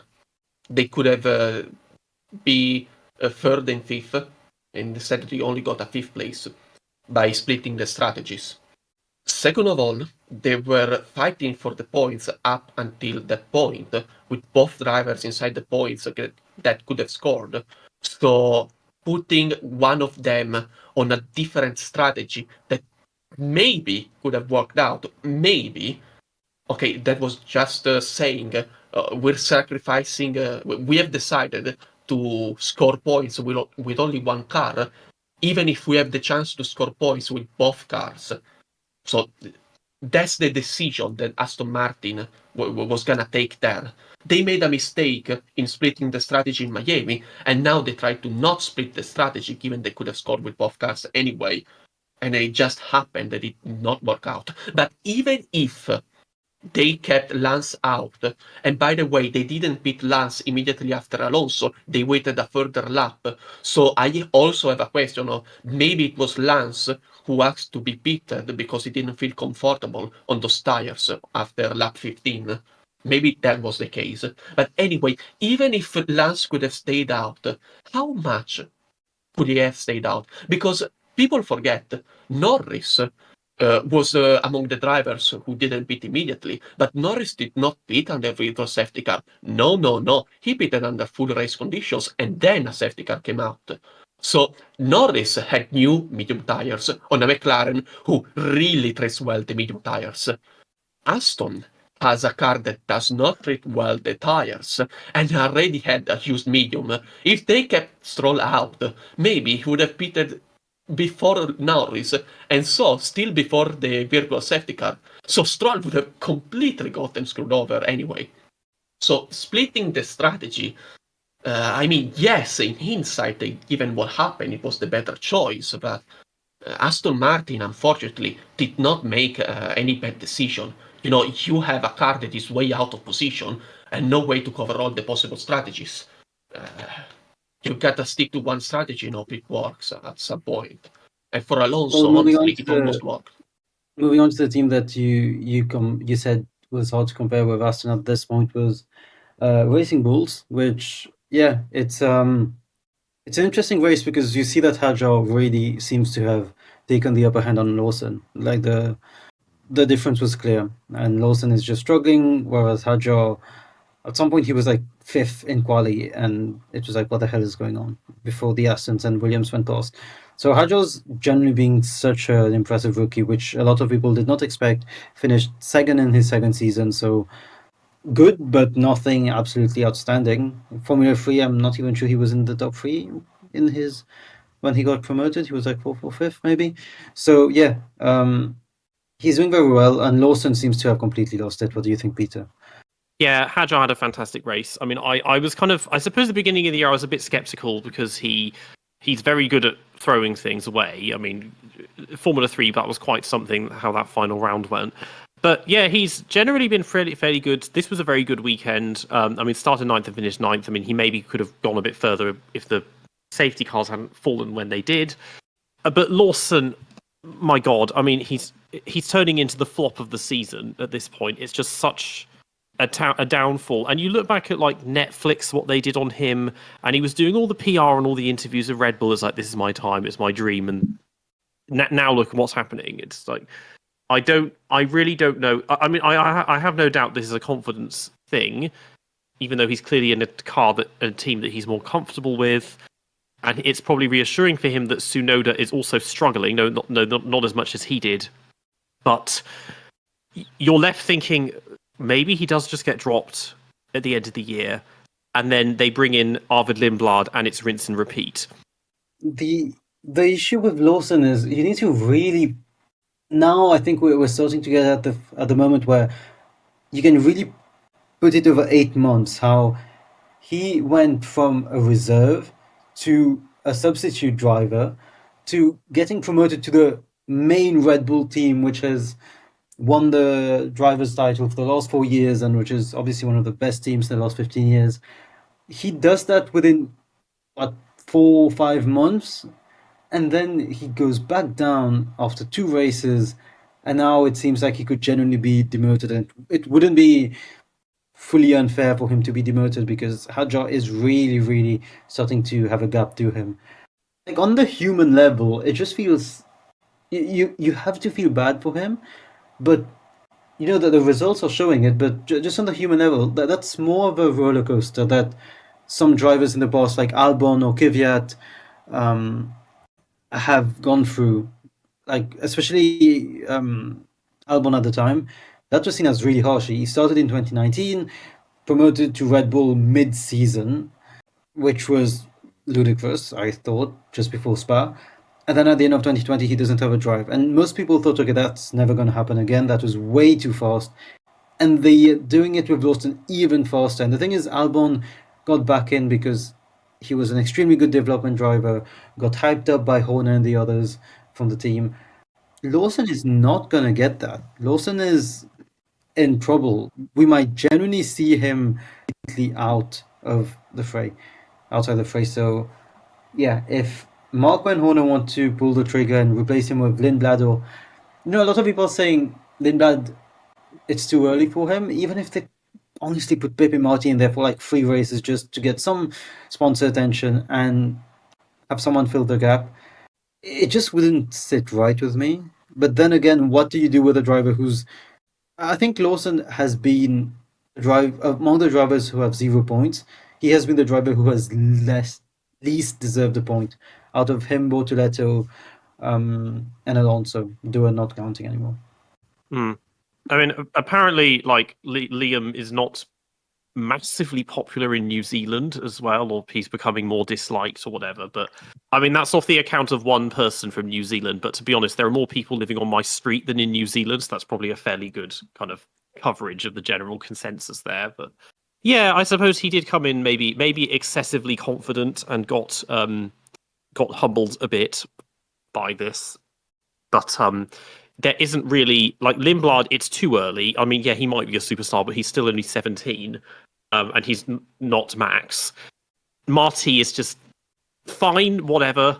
But the rest of them, like Montoya, is he not Red Bull anymore? Or, no, he's not. And is he Formula 3 or Formula 2? Because I'm not paying attention to those. Montoya was first row of Formula 2 this race, but his car... Yeah, I mean, on a side note, I cannot believe how much he looks like his dad now. Like, he looks so much like Juan. It's unreal. But yeah, I'm not... Genes.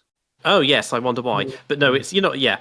But like, even so, I'm barely paying attention to Formula 2 and Formula 3 this season. I just haven't been able to get into it because the Formula 2 grid is just so aggressively mid that I just can't be arsed. But so I'm losing track, even though I did a massive video on this, 18 months ago, I'm losing track of who's in the Red Bull, who's still there and not, because they're like Pietro. You're not interested by an IRA driver being on the grid next year. By who? What? By an IRA driver being on the grid next year, Alex Dunn. Oh, no, Alex. He's the McLaren, isn't he? Yeah. Is he? Yeah. Wait, well, he's leading the championship now. In Formula 2, isn't it? Yes, because he won the feature race and somehow he's leading.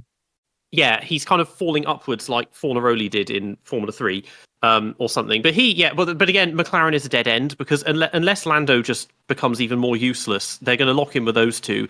And also, they keep hinting at trying to get Pato O'Ward in, and I think he wants to give it a go. But for the juniors underneath that, because Bortoletto left that to join Sauber, what's Brando Badoa... Ugo Ugachukwu is just too tall for Formula 1, so that's not going to happen. And then there's a couple of others probably. That I mean, not all the junior teams are fucked, but McLaren's is very much... It's even almost as much of a dead end as Aston Martin, to be honest. But the Red Bull, like Enzo Fittipaldi, he's a Red Bull athlete, but not junior, but he seems to just hover... But I feel like I haven't seen anything on him in forever online, actually. Him or Pietro. He's been doing, like, I think, American Le Mans series with his brother. And Pietro was in Indy. Well, yeah, but they're both doing it now. I think Pietro's out of Indy now. But yeah, so he didn't qualify for the 500, if at least. Yeah. Well, again, I think we're gonna just mention it at the end for Indy 500 what happened, because I think that's quite F1 relevant as well. But Hadjo, he is much faster at the moment, and it's a bit surprising, genuinely. I thought possibly because... Anything to add, or should we move to us?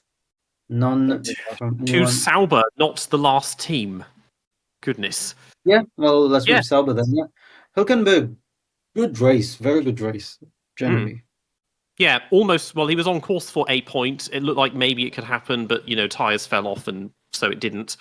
Bortoletto was there, and he drove. Okay. Could we end the shortest segment ever? I believe Bortoletto was the better Sauber driver. Bortoleto got into Q2, right? Yeah. Because of the fortune of Berman getting annihilated by race direction. So that was fortunate. But anyway, Bortoleto had gone faster than Hülkenberg, and Bortoleto was put on the same strategy, which was the main strategy, as Piastri, Russell, Leclerc, Alonso, Sainz. The team was trying to keep Bortoleto near the points, because at the beginning of the race, he was the driver nearer to the points. Hülkenberg was the long shot, stay out in case of luck. Hülkenberg was the lucky one that was fighting with the points. Bortoleto was the better driver. Yeah, but he still finished last. Yeah, and as we were So seeing, 5 seconds honestly, behind Bear Boy. So, Bortoletto's matching Hülkenberg, and when you see how much Hülkenberg was faster than Magnussen, I think it really starts to show how Magnussen was in the sport for way too long after 22. I think now we're really, really seeing it. And then by extrapolation, you can wonder, okay, what was Mazepin and Mick Space if you're seeing Bortoletto doing this? But yeah, should we move to Haas? Because I think this Behrman issue is quite interesting, especially you forgot Alpine. Yeah, but we can do them. Yes. After. There's Yeah. no set order, because Mm. I go by interest more than actual race order, which the race does Yeah. anyway. But yeah, Behrman, that was such a weird one. Nedzo, how did you assess that situation while it was going? I just personally think that if Gunther was still there, they would have sent that Haas out anyway, and I would have been keen on that, because I wonder what the FIA would have done if they send the Haas out and Haas just says, "Look, our driver was in." Well, I'm not sure if that's why, because that's what people said that Sauber did. I'm not sure what the exact timeline of events was. Just like the FIA, really didn't know what the exact timeline of events was. But it was clear from all the onboards, even though the Sky Sports people were saying that it wasn't the case. It was clear that the red lights weren't on. They were saying, "Oh, the red lights are on." That's just the normal lights that are on during qualifying anyway. There's a clear what happens. You can see is there's an off-board shot. There's not on-board. It's an off-board shot that's looking like a 135-degree angle backwards down the straight. And you can see Behrman crosses the line, and then about 3 or 4 seconds later, you see the red light flashing. Like, I know there's a rule that if red flags are waving at any point on the circuit, whether it be a board or a flag, then that trumps any sort of precedent. But one, I don't think that should be the case. I think that's stupid, and it's logistically impossible, because then you'd have to sync up the cameras and you'd have to do all that sort of stuff. But it's clearly making wrong decisions. And also, I think this situation would have been avoided if another rule was implemented. Like, there is a rule in IndyCar where if you cause a red flag during a session, you get your best lap time deleted. Yeah. And that's what should have happened to Colapinto. It would fix what happens at Monaco every other year, which is where a driver on pole position pushes too hard and crashes, or does a Rosberg in 2014. If you cause a red flag or a yellow flag, or a significant yellow flag, let's say, then you get your best lap time deleted, and that's what it should be, because then we would have had both Behrman and who was the other one? Bortoletto? It was Bortoletto, wasn't it? Yeah. We would have both of them in Q2, and there would have been no problem, and we would have Is it just the best lap time that gets deleted? I believe it is only. It might be the best 2 lap times that gets deleted, but I don't. I think it's just. I think it should be an F1. It should be just the best one. It happened to Miney in F2 qualifying. Miney had his deleted for the same thing. And I think it was just the best one. I think it should be a common rule, because again, like at Monaco, we've seen it quite a lot in the past couple of years. It would stop drivers crashing. Well, it wouldn't stop them, but it would basically mean that they're not going to push harder than they should. Because if you push hard and get pole, you can get pole. But if you push hard and crash, it probably doesn't affect you anyway. But regardless, I do think that it was just stupid. The logic is, like, not only did they waste, like, I don't know how long it was like 10, 20 minutes they wasted, and then they didn't even make a decision. They didn't even change what was going to happen anyway. It was just beyond stupid. Like, surely if it was that obvious that he'd crossed the line after the red flag had come out, then it would have been obvious and you'd have seen all the times. Why would it take 20 minutes to sort out? Is it so they can think of an excuse? It's very much like VAR in football nowadays, where that was implemented because of clear and obvious mistakes. So offsides or like goals that shouldn't have counted would be looked at for like 30 seconds, and you have a decision. Nowadays, you get VAR decisions for 8 minutes, and then they send the referee to look at it on the pitch. And it's like, that's not clear and obvious then. Yeah. Either you say it's a goal or not, and the FIA is kind of the same. I feel like if it's not that obvious, why are you taking 20 minutes, especially if you're not going to reverse the decision? Yeah, the thing that annoyed me was like I'm not sure if we can say for certain that the Haas was the worst car this weekend, but it surely wasn't anything better than like 9th quickest. And yet Ollie put it in the top 10 with his deleted lap. It would have put him in the top 10 in Q1. Was it 9th? Was he 9th? Okay, it was 9th then. I'm not sure. Oh yeah, I thought it was 10th, but regardless, like, I'm not going to suggest that he could have got into Q3 on that pace. We obviously got into Q2. I think with everyone improving in Q2, it might have been just shuffled out at the end. But Yeah, he even said so. Yeah. but it's incredible to believe that don't get me wrong. Ollie's been inconsistent this year. He has been, and he's either been hot shit or hot garbage in the sense of the word. And but when he's at his true best, he can be like you do. Like I do believe that with that current pace, he would have been like he could become a future champion. Ocon obviously didn't really prove much, but I think he just performed to where the car should have been. I don't think he was particularly bad. He just performed to where the car should have been, which was back of the grid and then quietly retiring in the middle of a race. But Ollie definitely did put on a good show. I mean, I didn't actually know about this pit stop dilemma that he had. I didn't actually know that it happened because I was paying attention to the race, but I didn't see what was happening. I saw him getting unlapped on the safety car, but I didn't actually know. I thought he just lost that due to pure pace. So what actually happened with that? Ace, I remember you seeing why Behrman was lapped down, no? Because, okay, I did not see the images, I only read it.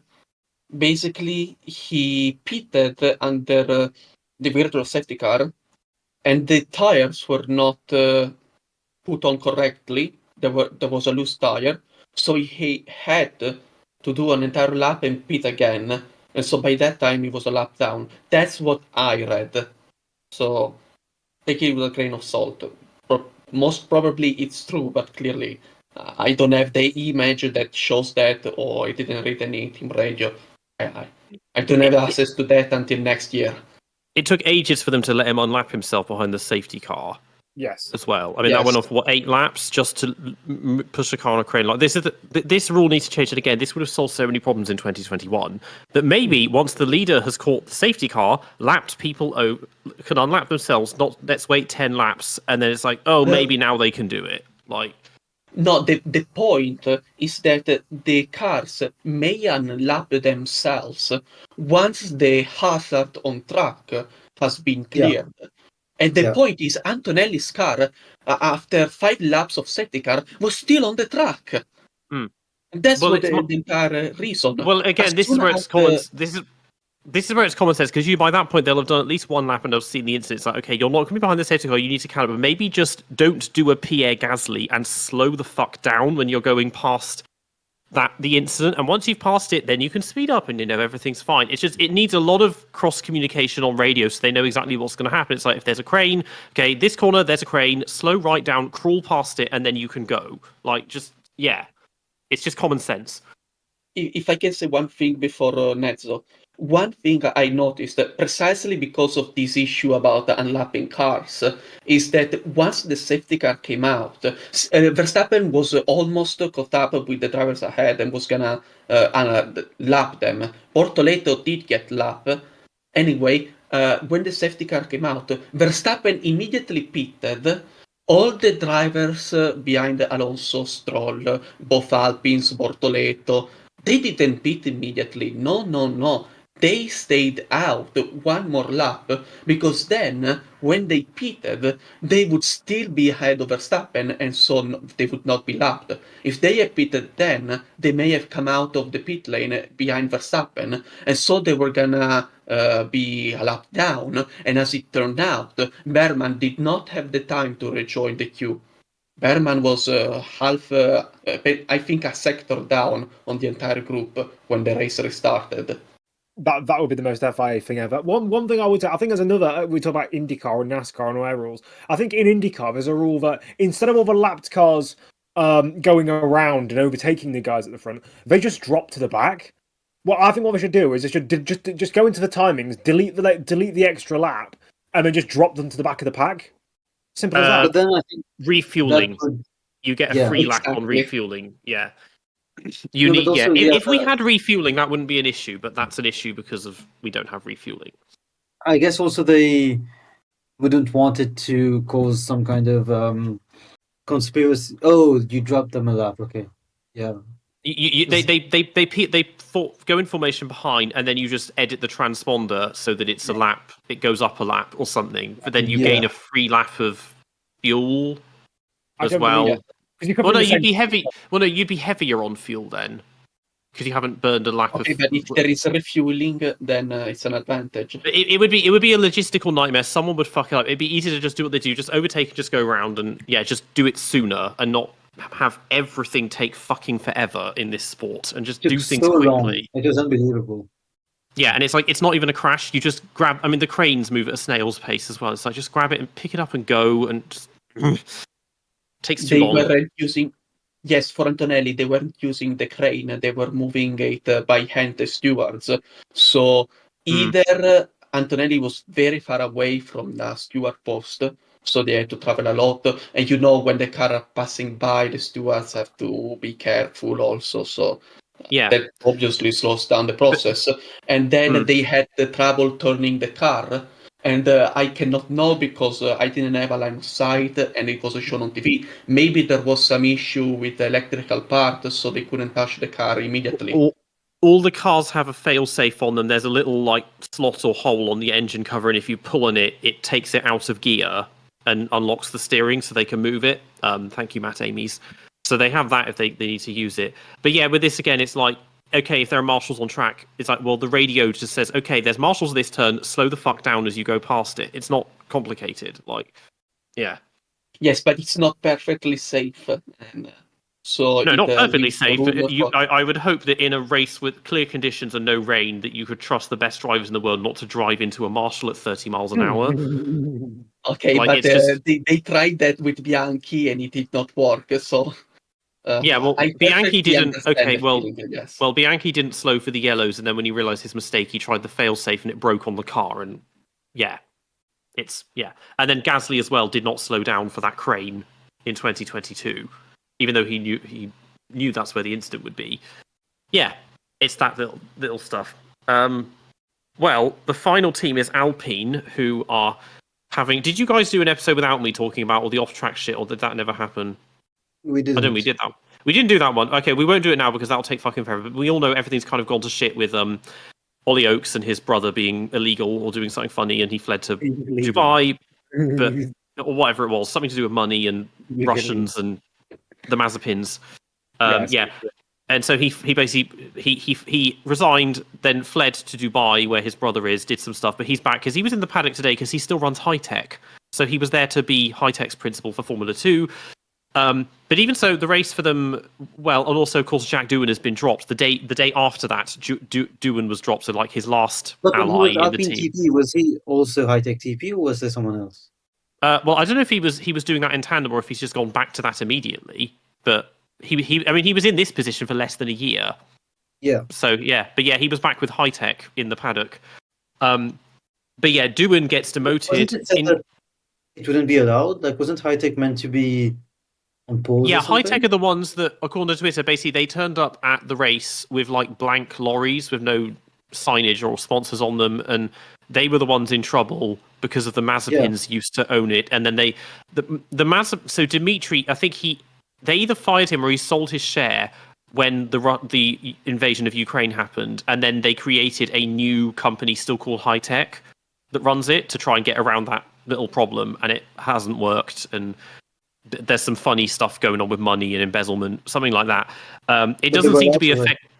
Yeah, they're allowed to race. It doesn't seem to be affecting Alpine themselves, and I'm sure that's because they decide, well, if we just fire Oakes, then we cut all ties with all of that problem. But that meant that Doohan was dropped. Colapinto comes back, and guess what? Crashes in quali, and then has a pretty invisible race.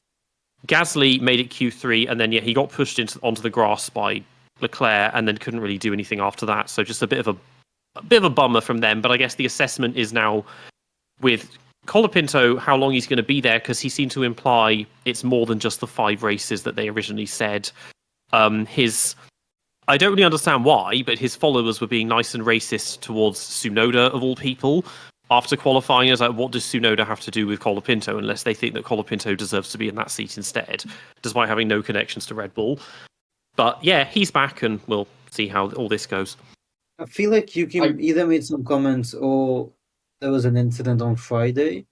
But it was really bad, like calling Yuki Pikachu and stuff like that. I saw a funny tier list of insults from Argentinian people. What Argentinian? I always forget. What's it? Both of them are interchangeable. Either works. Yeah. Stupid. Anyway, I saw a tier list and it's like number 1, insult their race. Number 2, if race white, insult their mum. Number 3, if not the same race, insult both. And that's exactly how they go. Which is so stupid. Like, that's all they do. And in the comments, if you were defending Yuki, like someone said after the crash on Saturday, where are all the Argentinian people? And all the replies were, taking care of your mum. We're with your mum. I'm in a bed with your mum. Oh, my friend just joined me. And it's quite funny because they actually get inventive. So every reply is, oh, my friend just joined me. So my friend is late. My friend is late like your favorite driver. Your favorite driver was meant to drop my friend at your mum's place, but he is busy crashing. And it just keeps going like that. So, yeah, people are underestimating how much that would become an issue if Colapinto becomes a full-time driver. And he has had to tell his fans, please calm down, because you're not helping our cause at all. Everyone just sees it.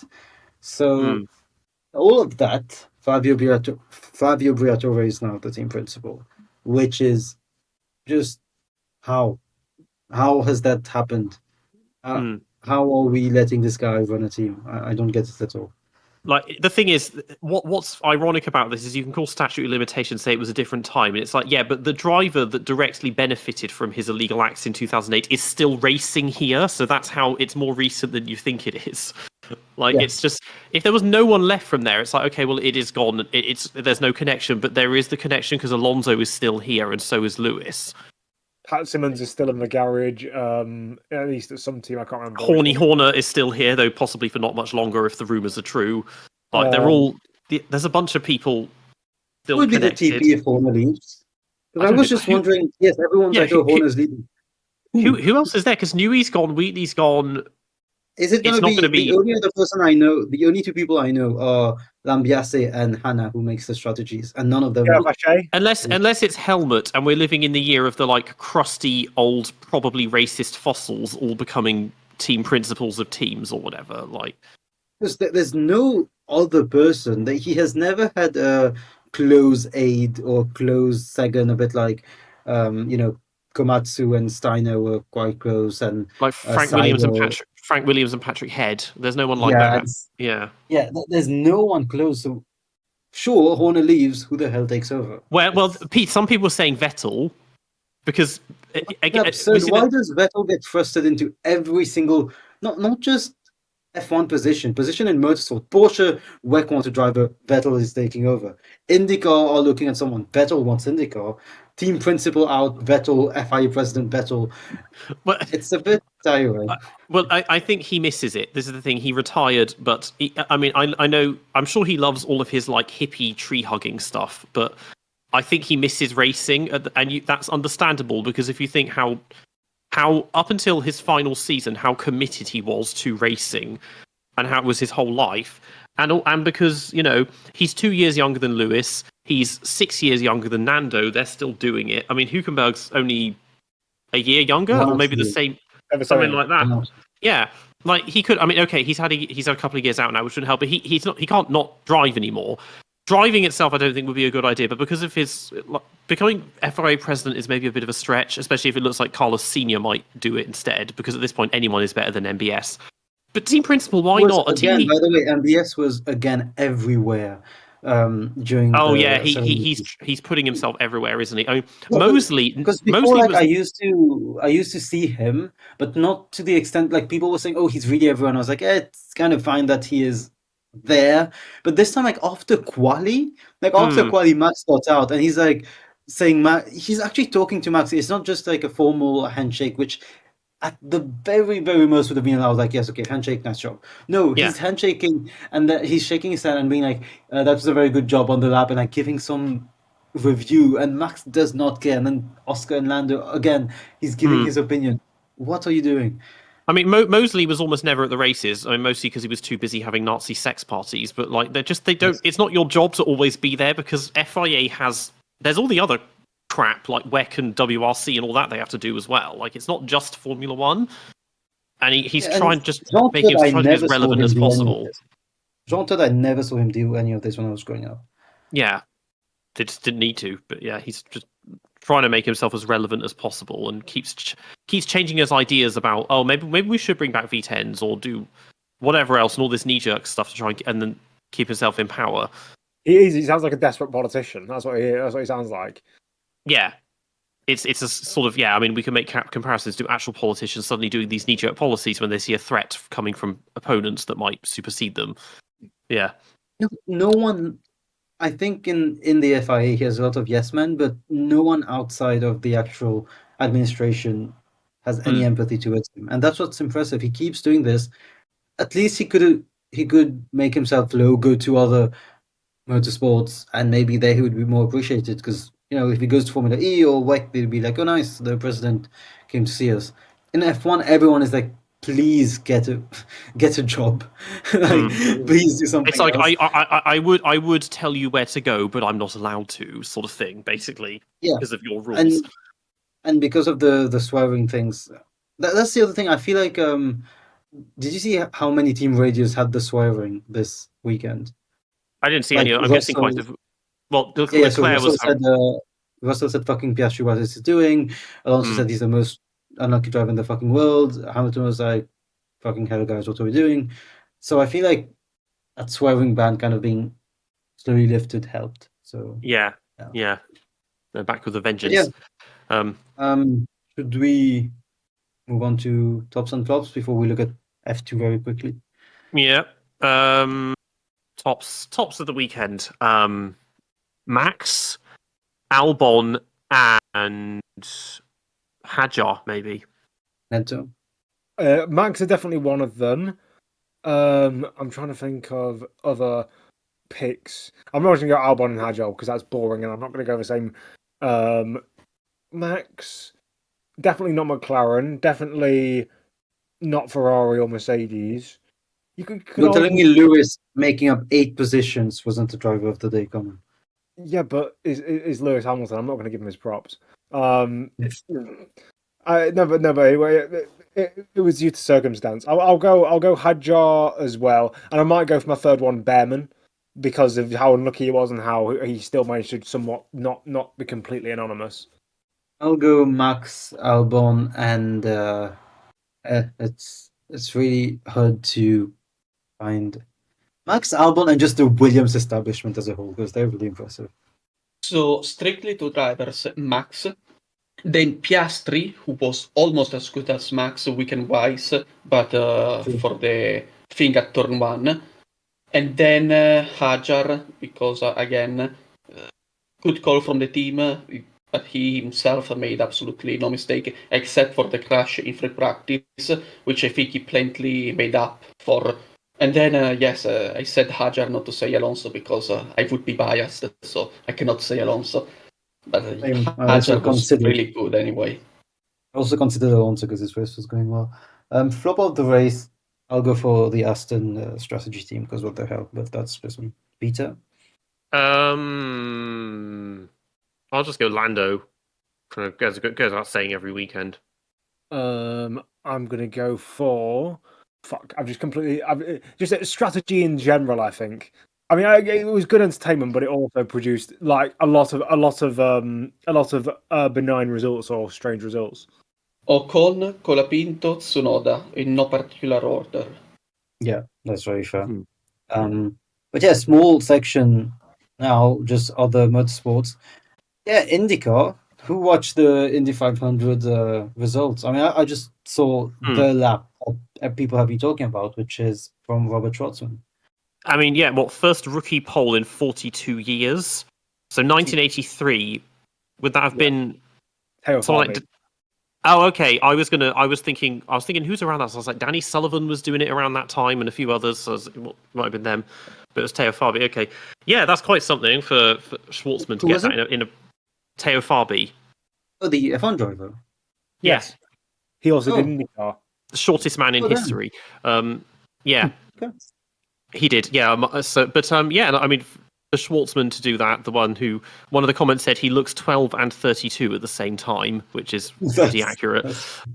But Prema are new to IndyCar as well. I mean, we're used to them winning everything in all the feeder series. This doesn't mean much. I mean, the front row he's joined, it's Pato and Takuma Sato is still kicking and still doing it, having won it twice already. Sato's becoming a bit of an Indy legend now because his team, I think, haven't been doing well. I mean, Nedzo will know better than me. His team wasn't highly rated at all going into Indy, and that was just Sato, for some reason, being an absolute menace at Indy. Doesn't he only do ovals now? He did one race last year, and it was the 500. He did 5 races in 23. It's because he's 48. He's gonna just do that. He is an absolute god at Indianapolis. Pretty much, he's won like twice. He should have won like 3 or 4. Which team he's racing for? Because I don't actually know which team he's racing for. He's racing for RLL or RNL or RLL. Last year, they barely qualified any of their cars. His teammates this year. Let me have a look at RLL. His RLL teammates. 125 Indianapolis 500. His RLL teammates are. Hold on, let me have a look. Give us a sec. His RLL teammates are. Let's have a look. Fucking. Where is it? Does your phone work, Nedzo? What do you say? Does your phone work? It's taken 30 seconds. So he's got Graham Rahal. What a surprise! At Rahal, Letterman, Lanigan, and I think that might be. Is that it? Devlin De Francesco. Did he qualify? Oh god, this Wikipedia article's fucking enormous. Louis Foster is that other one. Louis Foster and Devlin De Francesco. I mean, De Francesco got into the Fast 12, which is like the Q2 of IndyCar. But I suppose that's good. Rahal was a bit stinky, and Louis Foster, I don't even remember what he did, so he was probably forgettable, just between 12th and 30th. But yeah, eight former winners, not bad on the grid. Well, it's because like it's like certain other series where like just being a past winner basically gives you a free ticket to stay in there for as long as you want. Yeah. But if what's what the Monaco Grand Prix was in the 60s. No, because if Newgarden, if he somehow wins it, I think wouldn't that make him the first person to ever win it 3 years in a row? Yeah, he did the first 3-peat ever. Right. Okay. I mean, I don't know if he won. I'm still thinking it's. Where is he qualified? Does he have a good chance? He's on the third row, middle of the fourth row. To be fair, qualifying doesn't really mean like you can just make your way to the pack. Unless you're like at the back, it's meaningless because we all know there's going to be a million like full course yellows and safety cars and blah blah blah, and it's going to turn it all up. But at this point, you wonder: is it actually going to be Pato's year as well, having failed 3 times now to win it? But I don't know. That would be a big push for his seat prospects if he wins it. Do you think probably He said no, but I think if he won the Indy 500, I think he might be able to go to Cadillac and just say, "I want to go to Cadillac." Yeah. Oh, the F1 team, all the attention. Yeah, he might, and he does want to give Formula One a go. I'm Imagine sure as Checo well. and Pato, the first Mexican all Mexican lineup in history. And it's for the American team. The most ironic lineup in history as well. It would be. Yeah. Almost as ironic as a Russian Israeli potentially winning the Indy 500 this year. It's not Perez. 2 worst nations to have as your dual nationality in 2025, pretty much. If it's not Perez award anyway, it's going to be Perez Joe, which is extremely ironic as well. A Mexican and a Chinese driver. It's when they said it's like them and Bottas and Magnussen. It's like, could you pick a more depressing lineup for this vibrant new team? I think Perez and Bottas would be just fine, but I'm sure I've heard Magnussen's name. It's like every washed dad from Formula One needs to give this a go now. But like, it's like, can you not ruin this team and make it worse than Haas before it's even started? Like, can we try something fun with this? I feel like Perez Bottas or Perez Joe makes sense, but surely have one new driver. I was sure that Cadillac would bring one driver from the US or from maybe an American. I mean, what's his face? Well, Pallou's not American, is he? He said no. to this, but then he's winning everything in IndyCar. So Colton Herta might not even get a super license. He's not. Yeah, Colton Herta. He's the most. He's like the Norris of IndyCar. He's fast, but he bottles way too much. He's on the penultimate row for Indy. He's just because he had a massive crash in qualifying and had to get a Frankenstein car. Right. Well, I'm gonna think of other. How about Perez Dragovic as a lineup? Piss off with Dragovic. He was average at best in 2022. He's not going to be good 3 years later. Piss off with you, Dragovic. I feel that there is an obligation. Anyone that wins F2 or GP2, there's an obligation to give them a go. It's just that he's joined a seat where the two drivers are never going to leave, so he's got nowhere to go with them. I completely disagree with that. I agree. He genuinely thought that one of Alonso and Stroll is surely not going to be there by 26, and somehow both of them are. Yeah, it's just that he was killing it in F2. But I know the hype has vanished completely because it's been 3 years now since he took that title. Yeah, and he's done absolutely nothing in that time. But you just got to give him a go eventually. Dragovic. Sorry, was he a third-year champion? Maybe. I can't. I forget who did. He was a third-year champion. That's why he didn't get a seat. Every second-year champion has gotten a seat. De Vries and Dragovic. I'll tell you what would be good because you said about new drivers. If the 2025 champion got a Cadillac seat, that could be interesting. Whoever wins it this year, as long as they're not totally stinky and just like the best of the shit bunch, it'd be good. Leonardo Fornaroli or Alex Dunn or Lindblad, Luke Browning at 24. Can you imagine Max Esterson, the American, getting like a rocket ship engine towards the end of the season and winning it? Fuck's sake. I just don't. Yeah, I can't be asked with any of the F2 lot this year. I think Luke Browning's good. Lindblad's good. Bogdanovic is starting to actually show up for once, which is weird. And Montoya, taking him 10 years, like Montoya is also doing sort of similar, but Alex Dunn is the one. Alex Dunn is the one with the most raw pace, who finally has started to calm down in terms of his actual personality. So I genuinely think Alex Dunn is one to look for the future. He is very fast. Also, just an Irish driver is interesting. Yeah, I think there are like 5 or 6 drivers that could become F1 potential, but it's like F1 potential. I don't see any bona fide F1 champions in the field. No, apart from Lindblad, actually. Sorry about that. Yeah, I try to look back as far as I can, and the one everyone's getting everyone's attention is Freddie Slater. Yeah, who's stuck in Frecker. This season. He did. He went to Formula 3 for like a round, but then he was told he has to go back to Frecker, even though he's been there for forever. But he's got a ton of free debut. Yeah, he's got a ton of money behind him as well, and he's not even got a driver academy, so he's got the luxury of not sticking with any particular team. Yeah, slightly off, but I read recently that the reason Ollie Rowland, the Nissan driver in Formula E, who's going to win the championship by like 100 points, the also fat Formula one. 3 champion.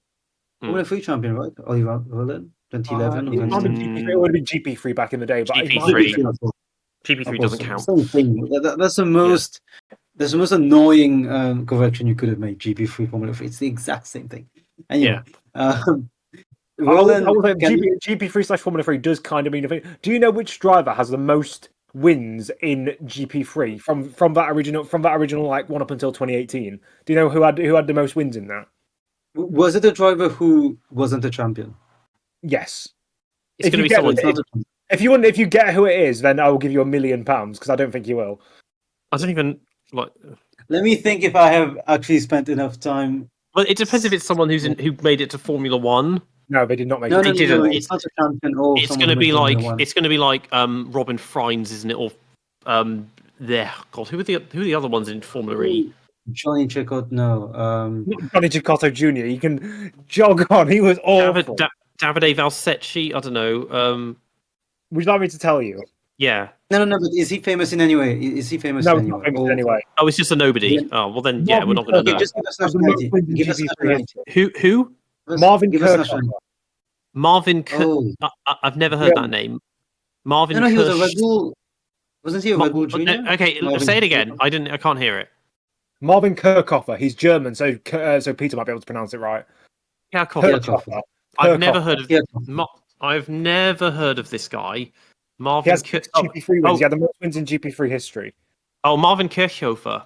Wasn't he a Red Bull Junior? No, He's in GT World Challenge Europe, which isn't a real thing. He won. Oh, he won the 24 Hours of Daytona. He won German F3. Okay, let's look at the. Wait. Okay, how many years? He only did 2 years of GP3, and he's got 1, 2, 3, 4, 5. He's got 6 wins. Yeah. That is not the most wins of anyone in GP3. Like that isn't. Pretty sure it is. There's That's people will ridiculous. stay there. And he was third both times.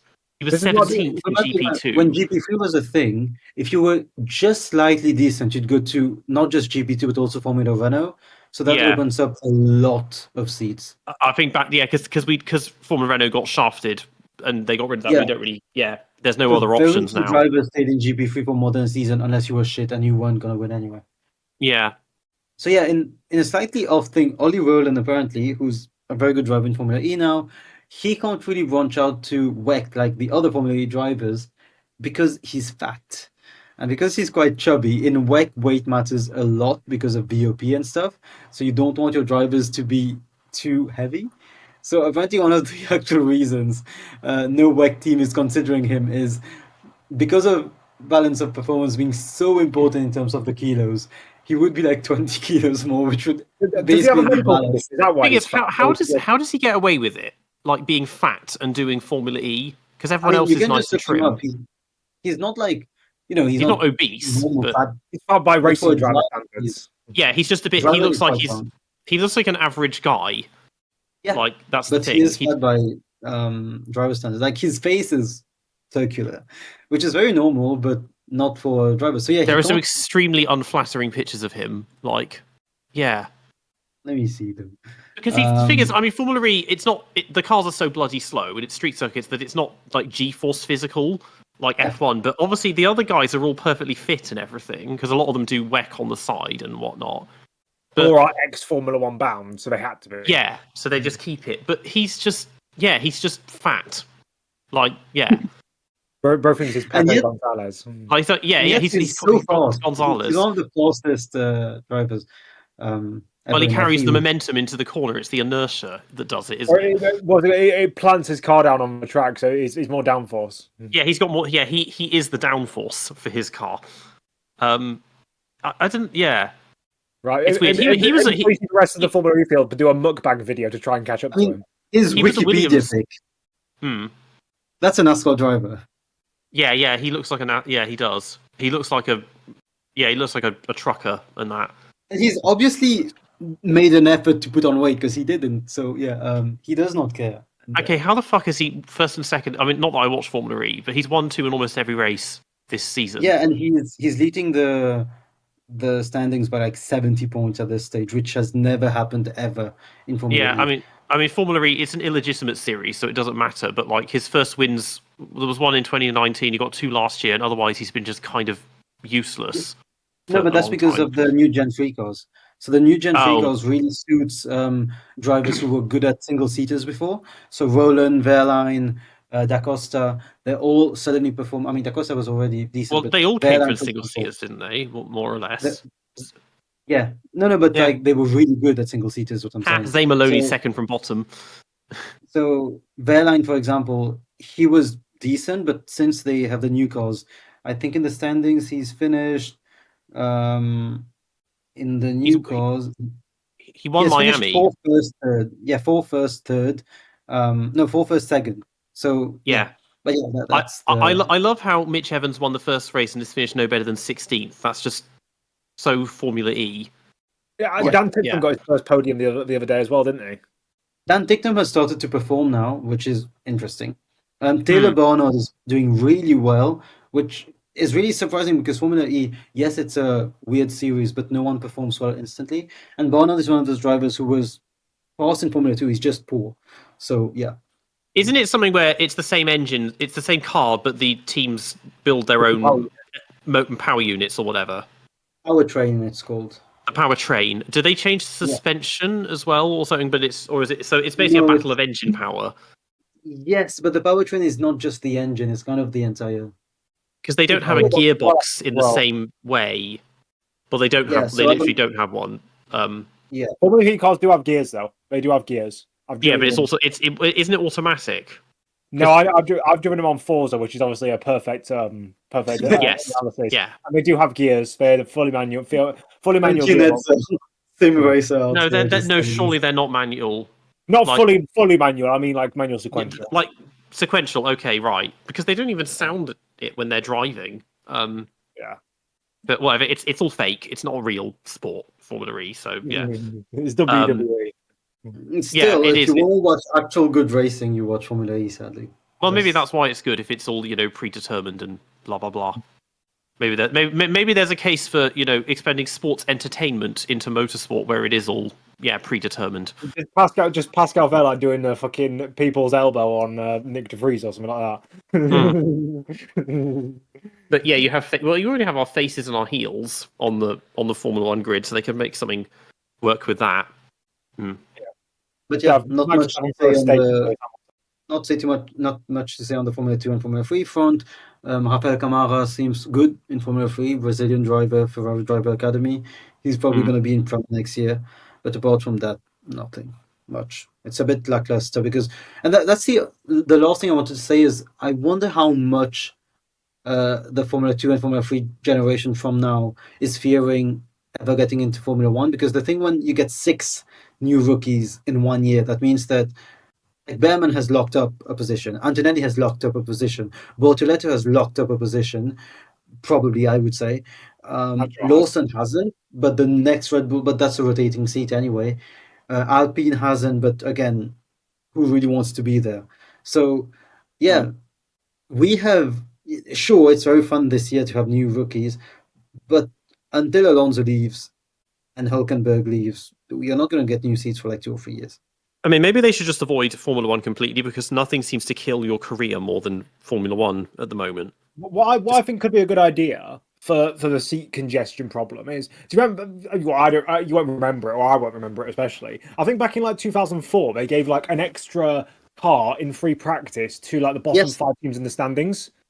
Oh yeah, Or they did something like that from 2004 to 2007. Why don't they just Friday do drivers? that? Where I know. every race. It was fun. The thing is, they Have stopped you seen doing some that. of those drivers in the? Have you seen some of those reserve drivers who got to race in Formula One thanks to that? Some Yeah, but I random. know, but like it would just be like a young driver spot kind of thing. Like it wouldn't be like. I know that Originally, you got they cut that. some random people. They cut that originally because of the credit crunch and cost saving. Is the same reason they cut unlimited testing mileage and all that. But it's like, why not just bring it back? It's just a third chassis. Like they just have to do FP1, FP2, and it's like it would be amazing. Team development would be great because they learn how to set the car up and they can test different components and they don't need to worry about having to do qualifying in it or anything. Like The only why? thing Now I at would the time when people actually care about Formula 2 and reserve driving. they really need the testing mileage. So why can't they just do that? Like. Also, that could help in terms of sponsor money in an age where people actually know the drivers. Like in 2004, some of those drivers would be absolute unknowns that you never hear about again. Now it would be Paul Alvin, it would be Drogovic, it would be drivers that people actually know and care. Yeah, it'd be great for marketing. You can input a rule like they have a maximum amount of maximum amount of races per season, so you can't like have just the same like boring reserve driver in for the entire season. You have to put like. Or like they have to be under the age of 22 with less than 3 race starts or something like that. They will say that the young driver test is this, but it's not at all. It's just some random FP1 session you give someone on hards. I'll always remember the Eurivip session in Austria. Yeah, and in most hards. Yeah, and in most cases you leave the pit lane and the engine dies and you don't do anything, and that's your testing mileage for the entire year. Yeah, Congrats! It's thanks for coming. Thanks for joining the academy. Yeah, it's like it's the testing, and it's like this is why people like Lawson and others are struggling so much because they don't have enough time to drive the cars. I mean, we saw like Logan; it took him 2 years to basically not improve, and maybe if he'd had loads and loads of testing, he could have worked things out. But you just don't get that anymore. Although I will say testing will probably make it again so the big teams Ferrari, McLaren, Mercedes, and Red Bull probably gain an advantage over field, and field spread become bigger. That's the only. Well, maybe, but then you put restrictions on. I mean, I wanted unlimited testing mileage, but only at circuits not on the calendar. So you can't like say, oh, well, we know we're going to be really strong here or whatever. Yeah. Like just something like that. Yeah. I was really surprised that Alpine and Aston tested at Zandvoort 2 weeks ago. I was like, Zandvoort in the middle of the season with your current car. It's not even a good testing circuit. It's really not designed for that. Like, No, yeah, it's quite cheap. That's why. Yeah, it's the cheap. reason Yeah, Silverstone, not a lot of teams test there anymore, apart from like Alpine or it has a really busy schedule Aston. as well. Really Like, busy schedule. They ask for a lot of money, and it's a mess. Zandvoort apparently they ask for like, oh, please come, have fun. Yeah, I mean, like Istanbul Park would be amazing because that is a perfect circuit for testing. And at the moment, they don't do anything of note there except motocross or rallycross, rather. So, like, you can, yeah, that's a great testing circuit. There's no GT there at the moment. That's quite sad. Yeah, there's nothing really going on at that circuit. Yeah, there are loads of That's options. a really good track. Why did they ever stop going there? Was it a money issue? Or? Well, attendance. That's the thing. Amazing circuit, but no one showed up, and the races were kind of mid as well. Even though the circuit was amazing, it had like Felipe Massa was too good at it for them to keep the track. They'd get like 80,000 across the weekend. It was quite small numbers. And also, it was designed for those V8 era cars, and now like turn 8 is before it was like a really challenging corner. Now it's just flat out. It's just a corner. Yeah. I mean, at least in 2020, it was like a skating rink because they were running on glass or something. But I do think they should try like different like sort of types of track surfaces and stuff to make it more interesting. So that like Las Vegas is interesting every year, or has been interesting every year because it's like skating on ice. Because the drivers aren't on rails anymore. Because with the thing, because we have different tire compounds, let's have different tarmac compounds. Like it's every so often they repave it. It's like, okay, we're going for a harder tarmac or a softer tarmac this year. In NASCAR, they have on certain tracks. Obviously, it's ovals, so it's like inside and outside. It's a lot easier to do. But on certain tracks, they'll say, "Oh, well, the inside isn't as powerful as it should be, so we're just going to put a strip of like stickier tarmac, so the inside becomes more powerful, and so you can race on more what they call grooves, more racing lines." Yeah, just do that. It's again becoming a rant on how to improve Formula One every single time. Yeah, we stopped talking about Imola about 30 minutes ago, but this is great. Yeah, well, it was, yeah. But I mean, next weekend we're going to have to endure Monaco, but I think having Indy 500 in the evening will make up for that certainly. And Coke 600 as well for the NASCAR. Yeah, yeah. Well, small thing because I'm not going to be there for Monaco's. Do you have any wild hot take? Or each of you, if we give me a wild prediction about Monaco. Someone wins because they get a free pit stop. I mean, this year they've done the rule of it has to be a two-stopper, doesn't it? And I'm assuming they're going to go for the softest compounds to help with that. Yes, as well. Soft. Yeah. So as in C6 to C4, they would for the weekend. I'd hope they would do. Someone's going to win off of a free pit stop. Is C6 good enough for 20 laps? Well, C6 is the new one that they tried in Imola, and it clearly worked. So, and Monaco, you need the softest tyres you can get because they just don't wear out there, as we saw last year. I think that Alonso will gain a lot of positions by doing some sort of crafty strategy with a two-stop and like do like pit on the first lap and then pit and then pit like on the last lap or something daft like that. Where he gets I think loads of people are going to do that because they're like, well, because the tyres will last, they'll just do that, and it's like you've defeated the purpose of what this was supposed to do. Like hit on the first 2 laps, hope for a safety car, wait for everyone to pit, and then you just come out in first, and then you just hold everyone up. Yeah, because that's the thing. It's one of the places where pitting under a safety car doesn't necessarily help you. Fabio Briatore is seeing this strat of 2 minimum stops. I think I wouldn't be surprised Alpine pull out something out of the band. Like it's just interesting because Monaco is always a fun because I mean qualifying is amazing and it has the history and the glamour, but the races you always feel like there's so much that could happen, but then nothing happens. Like especially recently. 2023 was good, 2022 was decent, 2021 was stinky, but like 2019 was good, 18 was good. Like people say there's not been any good races at Monaco recently, but there has been. It takes just one driver to try a different strategy, and that's all you need. But if they're all going to do the same bloody thing, then no thanks. I mean, two pit stops are going to make at least 2 or 3 drivers try something. It has to make a difference because otherwise the last thing we need is Leclerc getting pole and making sure the first stint is like 2-minute lap times or whatever. Yeah. It just would not end last year. It just kept going and it just wouldn't end. Like, yeah. Ace, what's your wild prediction for Monaco? That Imola gets renewed. Absolutely it's being dropped, isn't it? Prediction. Is it next year? Most likely. Is it last year? Is next year's the last race, isn't it? I don't think there is going to be a next year. I think this is the last race. They are not going to recover 2023. That was the latest news that I heard.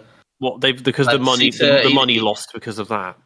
Right. Okay. Well, it's I like well guess, maybe lower don't the know. hosting fees because Hockenheim sells out and they can't afford it. Nobody goes to Bahrain, but they can afford it for the next 100 years.